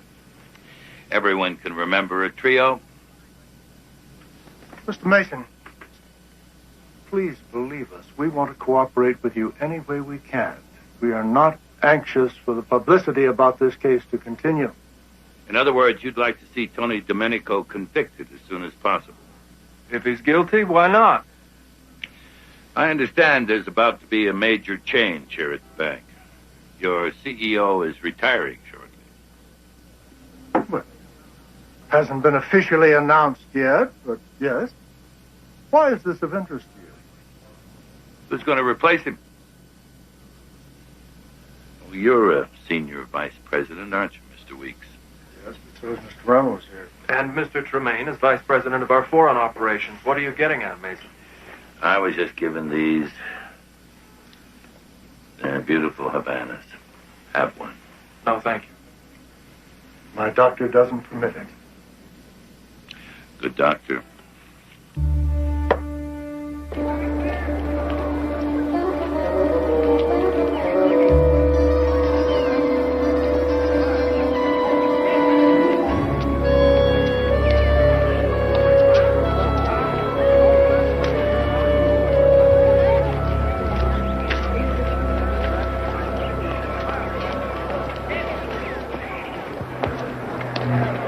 You said there was nothing to worry about, Leonard.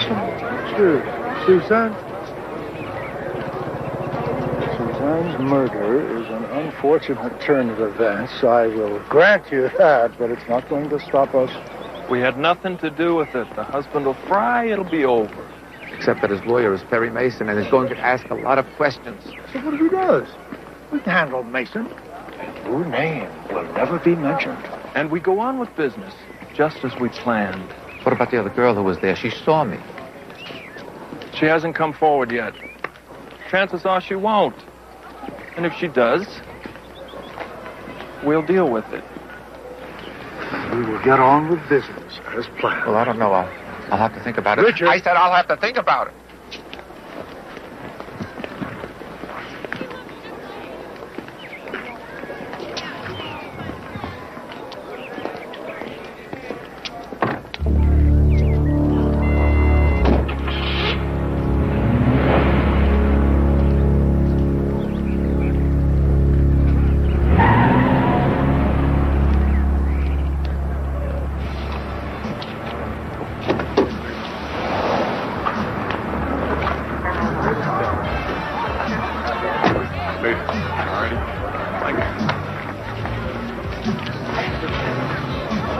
Where you going? I gotta go talk to somebody. I'll be back real quick. Fair enough. Don't even plan on staying in here.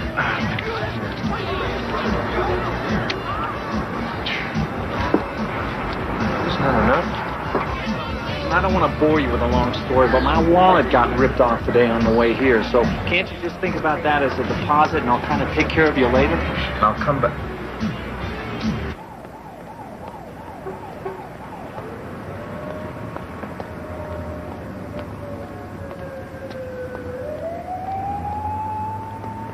Miranda? Wait a minute. Miranda? I have to talk to you!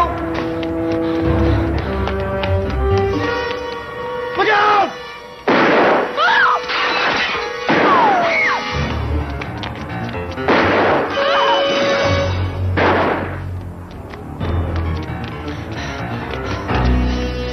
You saved my life and then you almost killed me. What are you doing here? Looking for my wallet. Do me a favor, just stay here.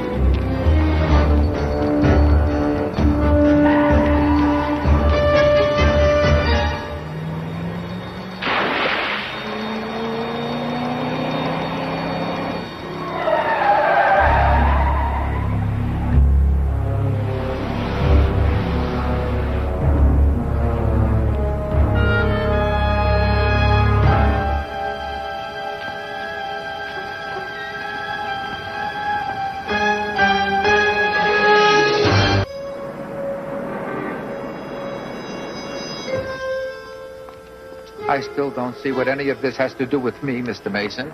Yes, thank you. Then you were not at Mrs. Domenico's home the day she was murdered. I told you I never heard of the woman, except in the newspapers. What about yesterday afternoon at the zoo? What about it? You met with Leonard Weeks and Steve Reynolds. Yes, I was at the zoo. I like to feed the birds, the animals, and I happened to run into Mr. Weeks and Mr. Reynolds, and they said a couple of nice things about my work, but that's all. Mr. Wilson, according to your secretary, your very own secretary, you were out of your office in the field the day Mrs. Domenico was killed. Well, let's see. You said that was a Friday? Yes, I was inspecting the new software interfacing at several of our banks. I checked with the bank managers where you had appointments. None of them remember seeing you. Mr. Mason, you have a phone call line 1, and Mr. Wilson, you're needed in processing right away. I have some work to do. Wait, I have something for you. Pure Havanas. I'm sure you'll enjoy them.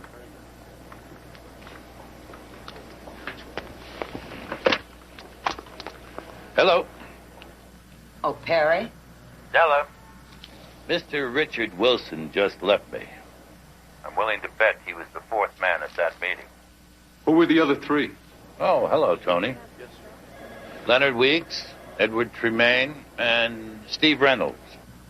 They're all officers of the Crestmoor Bank. You know any of them? I may have heard Suzanne mention their names, but I never met any of them. Maybe I should have. Maybe when she was entertaining clients, it was more than public relations. Perry, I picked up a lead, maybe. 15 years ago, Suzanne ran a very private and high-class establishment in Chicago, which was frequented by some very important people. That's all I have so far. Well, it's the beginning. Remember our friend Bresloff in Chicago? Yes. Call him. If he can help us find the connection between those four men, maybe we'll find out which one killed her. I'll get right on it. See you when you get back.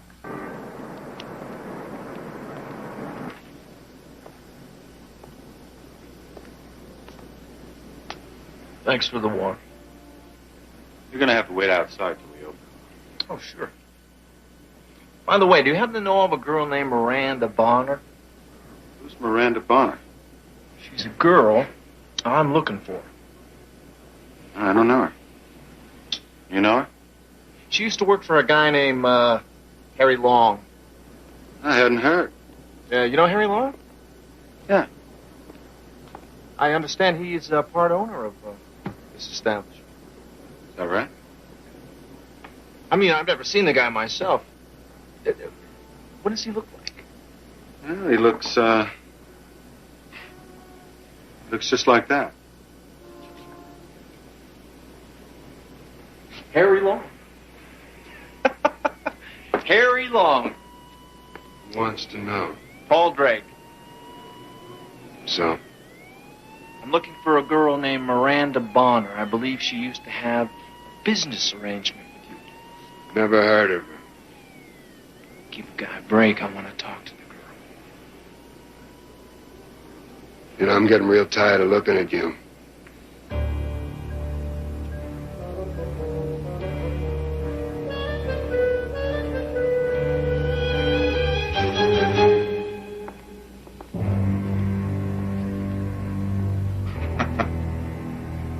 Every word there, brother.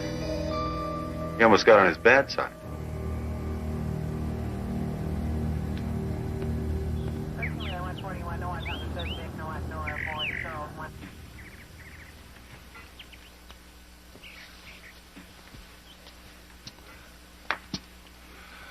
Hey, what happened? Our kids probably who saw all the publicity. As far as we can tell, nothing was taken. Odd. I think they might have wanted souvenirs. Well, you have another theory. Maybe someone didn't find what they were looking for. Hey, what the hell?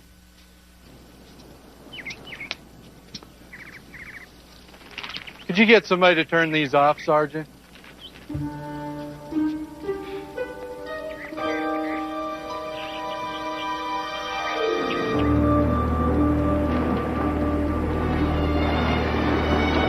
Wait a minute. Stop the car. Back up just over there.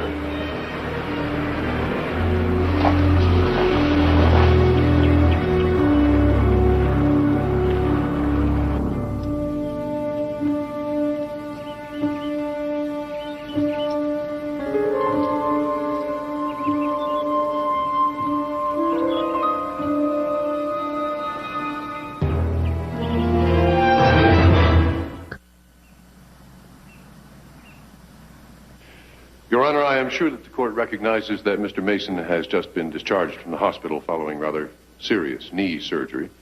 I would have no objection to my assistant helping Mr. Mason present any evidence he may have, assuming, of course, that he has any evidence to present. The defense thanks Mr. Reston. He's probably right about the amount of evidence. But we did bring an assistant, Mr. Spar, who's appeared before Your Honor many times. We will ask him to present any exhibits we may have. Very well. Welcome, Mr. Spar. Mr. Reston, call your witness. Call Sergeant Coslow to the stand, please. Sergeant Coslow, I show you this weapon and ask you if you recognize it? Yes, I do. That weapon was found approximately 1 foot from the deceased body. This court has heard testimony by a ballistics expert from your department that this was, in fact, the weapon of death. Do you know to whom this weapon is registered? Yes, Tony Domenico. Huh? Did you have a discussion with the defendant about it? I did. Did he tell you that it had been lost or was stolen? No, he stated that normally he kept it at home and he had no idea how it got to the scene. Sergeant Coslow, I show you People's Exhibit 7. Can you identify it? Yes, this envelope and its contents were found in the defendant's car parked at the scene. And what were the contents? Photocopies of newspaper articles on Suzanne Domenico. Can you summarize what the articles say? Objection. Whatever those articles say is irrelevant to the issues. Your Honor, these articles and the defendant's awareness of them bear directly on his motives and his subsequent conduct. Relevant issues indeed. Overruled. You may answer, Sergeant. The articles talk about Mrs. Domenico's prior arrest and convictions for prostitution and pandering. Did you attempt to discuss the articles with the defendant? Yes, I did. And what was his reaction? The defendant blew up. Excuse me, by blew up, do you mean that he violently lost his temper? Yes, I do. He assaulted me and had to be restrained. Thank you, Sergeant. Nothing further. Sergeant, at my request, your investigators photographed and made casts of muddy footprints found on Suzanne Domenico's carpet in a rear downstairs bedroom, did they not? Yes. Those footprints were not identifiable, were they? No. But it was obvious, was it not, that those footprints led from the backyard into that downstairs bedroom? Yes, that was apparent. Sergeant Kozlow, you and I were at the Domenico house yesterday, were we not? Yes, we were. And you observed that the backyard sprinkler system is automatically controlled, is that not right? Yes. At what time did it go on? At approximately 6:15 p.m. And there was no mud on Mrs. Domenico's shoes? No.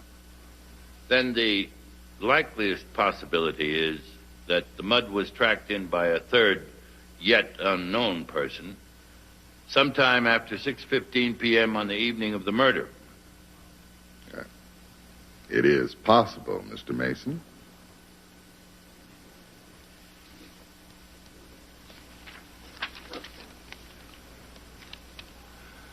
Thank you, Sergeant. No further questions. You may step down. Your Honor, may I have a moment with the sergeant?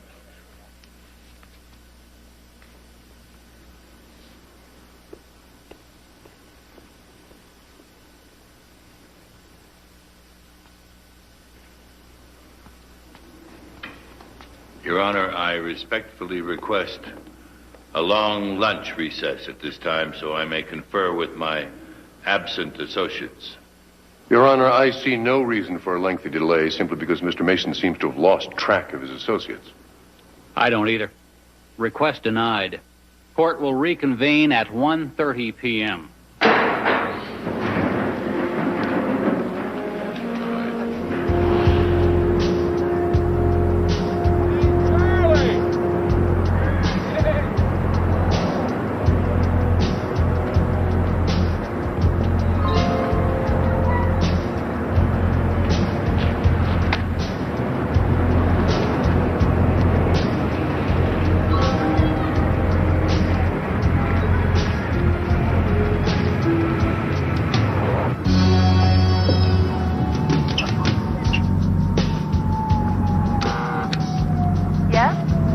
It's Harry. I forgot my key.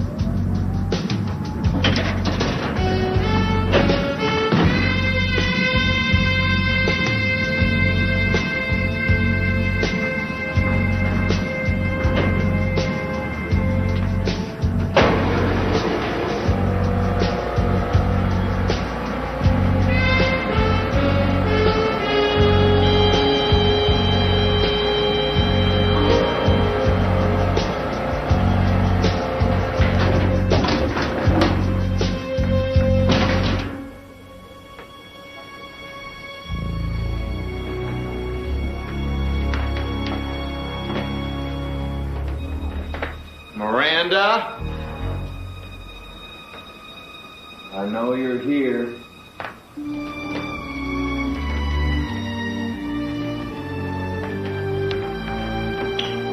Let go! Oh, you got a bad habit of running out on men, sweetheart. The men I run out on deserve it. Why are you following me? Believe it or not, I'm trying to help you. I have nothing to do with whoever's trying to kill you. How do I know that? Because I showed you my ID. As a matter of fact, you still have it. It's in my bag. Let's find it.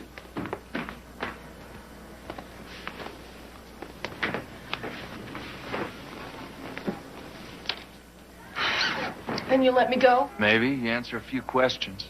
Look, I don't know anything. Why don't you just let me out of this? You can talk to me or you can talk to the police, Miranda. We know you were at a luncheon that Suzanne Domenico gave the day that she was murdered.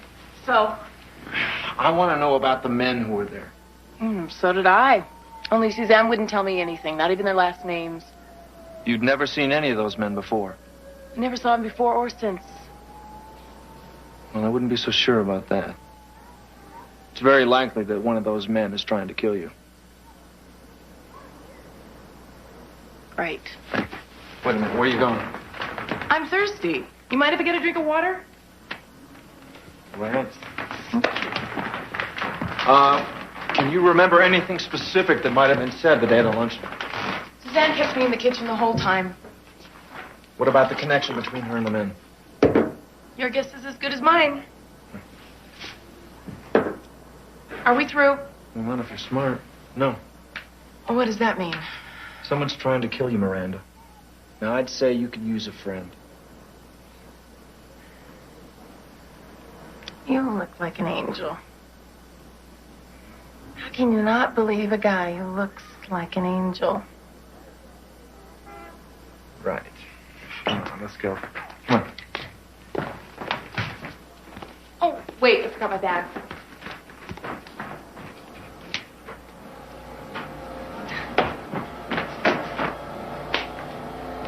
Harry. It's gotta be Harry. Now, I gotta tell you, Harry and I, we're not close. Don't worry, I can handle it.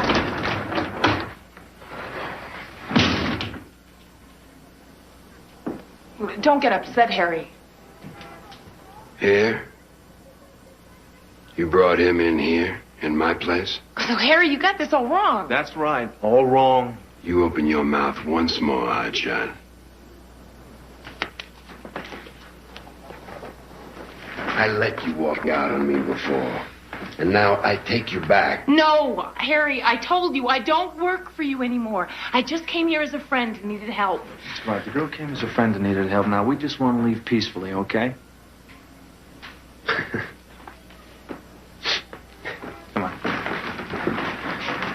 Don't forget it. Nobody's going anywhere. Hey, maybe we can talk about this, huh? Why? Harry, please. I don't want to have to hurt you, Harry. Yeah? Maybe we can work something out, huh? Like what? Like this.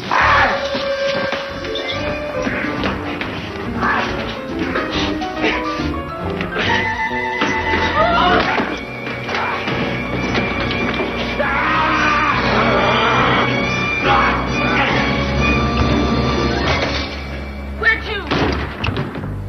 Anywhere.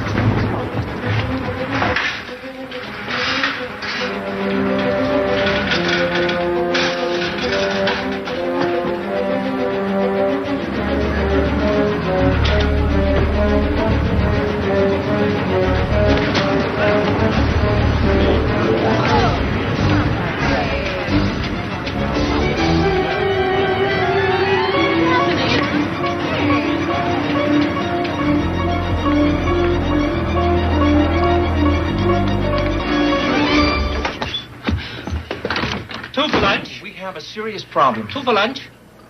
No. This way. 嘿，你们怎么往里面跑？哎，外面是吃饭呢。哎，你们跑到厨房里干什么？这两个人，你们怎么进了厨房？哎，你们怎么在厨房里？出去，出去，出去！ All right. Two for lunch. Your treat. You're not? Yes, I am. How long have you known him? 30 years or more. Have you seen him regularly over the years?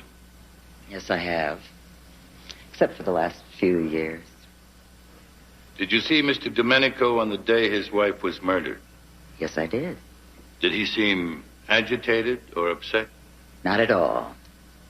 Did he seem unhappy in his marriage? No, quite the opposite.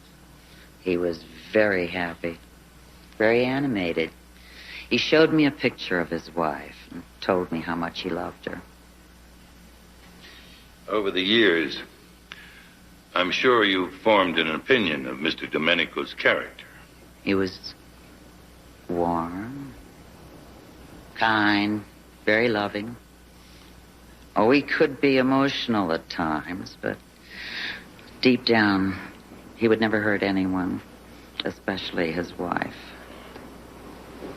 I have nothing further, Your Honor.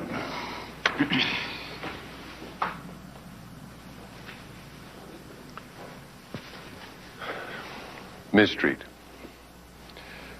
you lived in the neighborhood in which the defendant grew up, isn't that correct?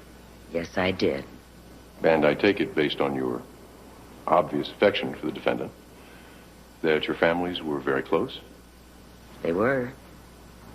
Wasn't your brother the same age as the defendant? Yes, he was. And during this happier time, didn't you all spend a great deal of time together? It was a time I remember fondly. Yes, we spent a great deal of time together. And at this time, weren't you acquainted with the defendant's uncle, Michael Domenico? Yes, I was. And isn't it true, Ms. Street, that he proposed marriage to you? Yes, he did. Did you accept his proposal? Objection. Relevancy. Absolutely no bearing on the present case. Your Honor, I am simply trying to establish the bias of the witness, that she was very nearly closely related to the defendant by marriage. Objection overruled. Please answer the question. Yes, Michael did propose to me, and we were engaged briefly. I was very young at the time. Miss Street, thank you. That is all. I have no further questions. You may step down, Miss Street.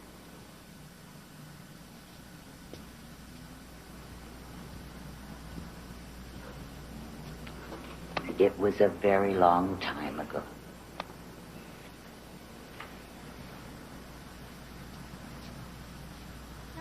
Mrs. Robinson, you were working for Mrs. Domenico on the day of the murder, is that correct? Yes, sir. Were you present in the apartment before Mrs. Domenico left for the country that morning? Yes, sir. At that time, did you hear Mrs. Domenico's side of a telephone conversation? Yes, sir. Would you please tell the court what you heard? I heard her say, "Don't threaten me. It's my way or no way at all." Was this call placed in your presence? No, sir. Were you eavesdropping? Oh, no, sir. Mrs. Domenico asked me to go to the kitchen to look for her keys. When I came back to the bedroom, she was on the phone. That's when I heard her. What happened then? I went to clean the bathroom and she left. Mr. Spar, did she do anything out of the ordinary before she left? Yes. She took Mr. Domenico's gun out of his bureau and put it in her purse. I call your attention to Exhibit F, which has been stipulated as the murder weapon. Do you recognize it? It looks like Mr. Domenico's gun. Both the defense and prosecution have stipulated so. Now, Mrs. Robinson, you heard Mrs. Domenico threatened. Then you saw her take a revolver with her. Is that correct? Objection, Your Honor. Mrs. Robinson has already answered Mr. Mason's questions. Sustained. No further questions. Mrs. Robinson, have you been to the Domenico's country house? Yes, sir. Were you there the evening that Mrs. Domenico was murdered? No, sir. So you can't testify as to exactly what transpired that evening, can you? No, sir. No further questions. Defense calls Richard Wilson to the stand. Mr. Wilson, you are employed by the Crestmore Bank, is that right? Yes. Could you tell us the nature of your job? I'm a senior systems analyst in a data processing unit. Would you clarify that, please? I design computer programs for most of Crestmore Bank's domestic and foreign transactions. By transactions, you mean the movement of money, is that correct? Yes. What is your relationship with Leonard Weeks, Edward Tremaine, and Stephen Reynolds? They're all senior vice presidents of the bank. But they don't have anything to do with my department. Do you have business dealings with them outside the bank? No, of course not. Mr. Wilson, please remember that you are under oath. Now, you were present at a meeting at Mrs. Domenico's house on the day she was murdered, were you not? No, I told you I never met the woman. Mr. Wilson, wasn't it Suzanne Domenico who called you and requested your presence at that meeting? No. Wasn't it for the purpose of perpetrating a computer fraud on the Crestmore Bank for the benefit of Mr. Tremaine, Mr. Weeks, Mr. Reynolds, and yourself? I resent your implications. You have no proof. All right, Mr. Wilson. All right. Mr. Stewart, would you please stand?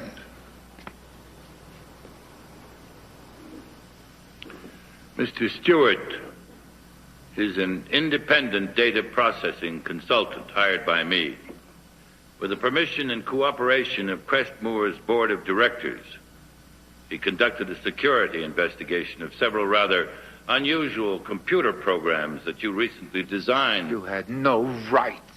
If you are not prepared to be truthful on this subject, we can put Mr. Stewart on the stand. By all means, let us hear what Mr. Stewart has to say. No!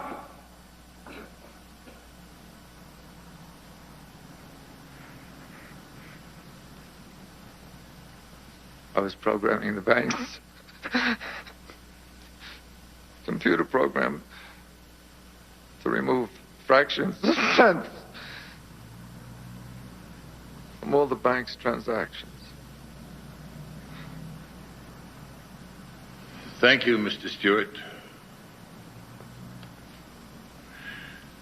Mr. Wilson, individually, these tiny thefts would be negligible, but taken together, they would total hundreds of thousands of dollars, automatically deposited by computer into Swiss bank accounts. Isn't that right? That's right, that's right. Look, I admit it, but it wasn't my idea. I just did what I was told. Told by whom? By them. Weeks, Reynolds, and Tremaine. Order.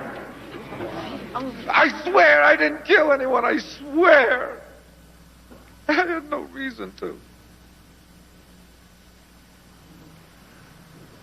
No further questions.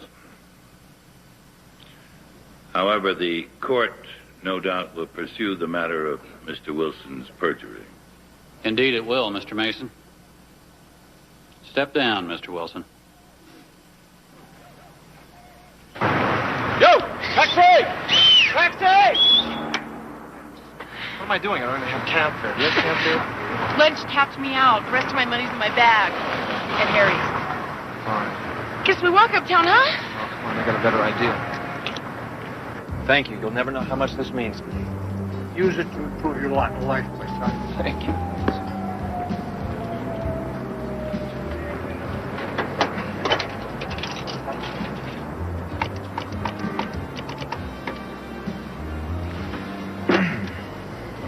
Room 3121, please. Hello? Harry. Where the hell are you? It's a long story. Have you found Miranda Bonner? She's right here with me. Paul, she may have the surveillance tape. Ask her if Suzanne gave her anything that day. All right, hold on 1 minute. Did Suzanne give you anything that day you were at the house? Oh, just my fee. Oh, and some things she wanted me to mail. Things? Letters and a couple small packages. Did you mail them? No. I put them in my bag and forgot. Your bag, the one that's back at Harry's house. Harry, I'll get back to you.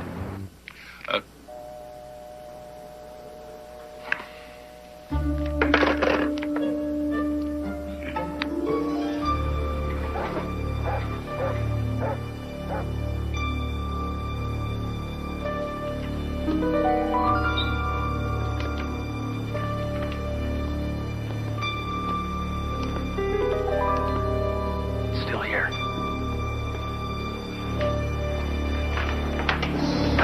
Hi, Harry. Forgot my bag. Harry, I don't want to hurt you, but I'm kind of pressed for time, you know?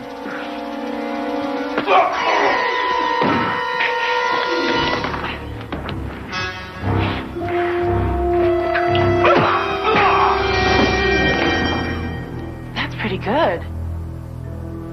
Comes in handy. Bag. Are these what you're looking for?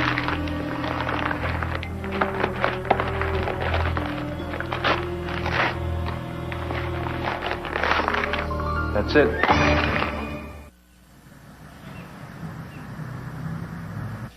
Mr. Sims, approximately what time did you go by the Domenico house on the evening Suzanne Domenico was killed? 6:30, maybe 6:45. That was your last trip to that neighborhood. Yes? But you had other deliveries to make in other parts of town. Yeah, that's right. What time did you finish? I brought the truck back to the store just before 9. Mr. Spar?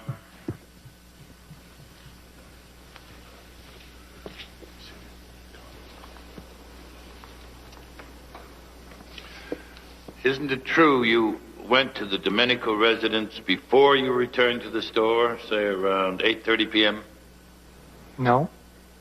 Isn't it true you returned for a final clandestine glimpse of Miranda Bonner? No. Mr. Sims, I am sorry to ask you this, but isn't it true you have a custom, or shall we say, habit of peeking inside women's windows? A habit that resulted last year in your conviction of felonious trespass and lascivious conduct, a charge for which you are still on probation. Objection, irrelevancy, improper impeachment. Your Honor, this testimony is critical. Overruled. Answer the question. So I was arrested and copped a plea. And you did return to the Domenico house around 8:30 p.m. Yeah. And as you tried to conceal your truck behind some shrubbery, you struck another car, creasing your fender and shattering the other car's tail light. Isn't that so? Okay. So what? Objection, Your Honor, I don't know what Mr. Mason is doing. Mr. Mason is establishing the presence of another car on the Domenico property at the time of the murder. No further questions. Mr. Reston? No questions, Your Honor. Mr. Mason? I call Leonard Weeks to the stand. Yes, I was at Mrs. Domenico's house. And after the meeting, Mr. Weeks, what time did you leave? Oh, I can't tell you the exact time, Mr. Mason, sometime between 2:30 and 3 o'clock. And you did not go back to Mrs. Domenico's house that day or that evening? No, absolutely not. I see. Mr. Weeks, what was the exact nature of your relationship with that lady? Well, it was purely business. Mr. Domenico's public relations firm was hired by the bank, of which I am a senior vice president. Isn't it true, Mr. Weeks, that your relationship with Mrs. Domenico dated back more than 15 years? I don't know what you're talking about. Don't you? Mr. Weeks, this is a copy of mortgage papers on a house. A house where a number of people were arrested 12 years ago because it was being used as a very expensive brothel. The deed to this property is registered to one Suzanne Cobal and one Leonard Weeks.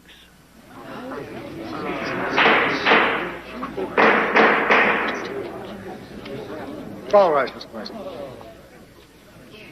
I met Suzanne when we were both much younger.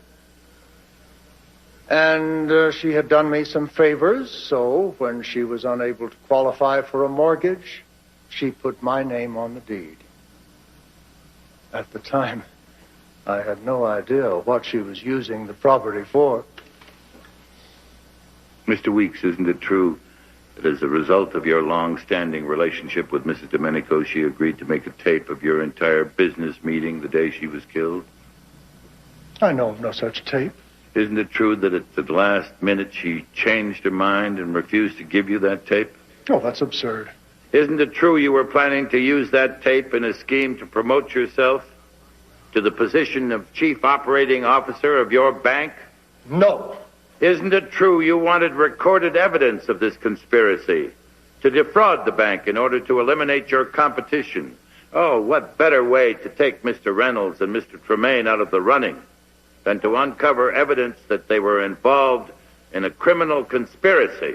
This, too, is absurd. Isn't it true you told your board of directors that you'd engineered the whole scheme to reveal highly improper actions among top-level bank employees? Objection, Your Honor. Mr. Mason has gone beyond the realm of reasonable conjecture and cross-examination. Beg the court's indulgence. Continue, Mr. Mason.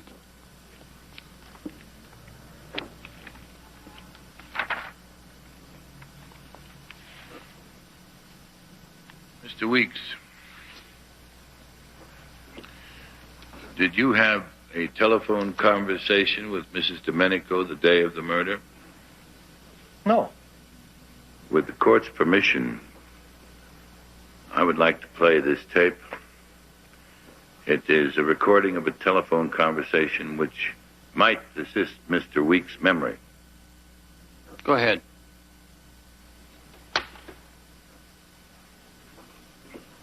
No. You listen.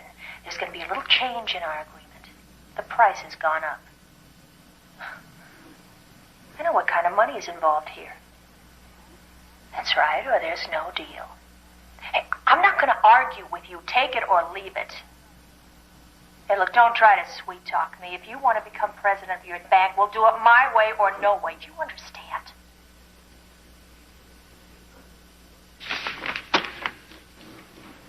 She had double-crossed you, hadn't she, Mr. Weeks?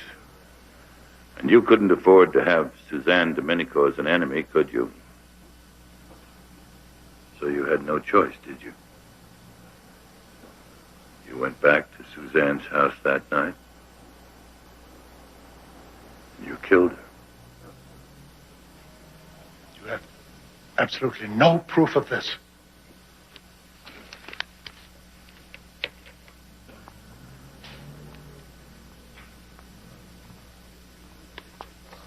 You hid your car behind some shrubbery. Now, Mr. Sims tried to park his delivery truck in the same place. But he hit your car, shattering your tail light. Your Honor, defense places into evidence as Defense Exhibit 10 those fragments which Sergeant Coslow and the police lab collected from beside the Domenico driveway. Look at them, Mr. Weeks. Take them, Mr. Weeks. Those fragments will match the broken tail light on your car, won't they? Those fragments will prove you were there, won't they? Those fragments will prove you killed Suzanne Domenico.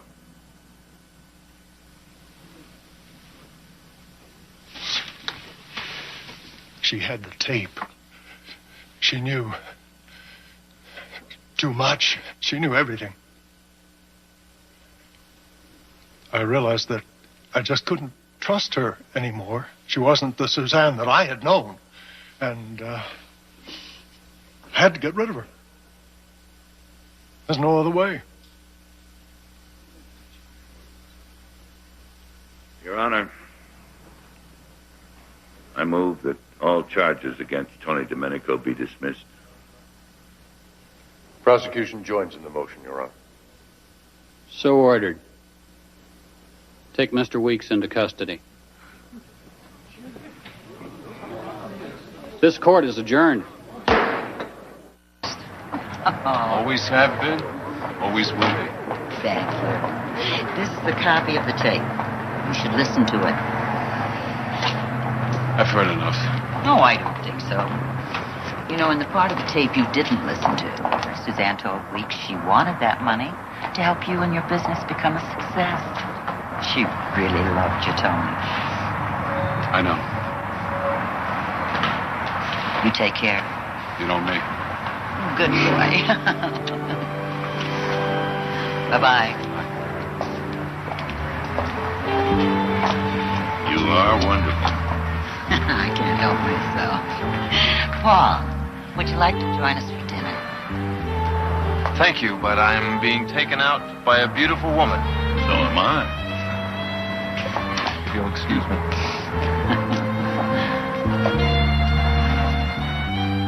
Shall we? I guess that leaves just you and me.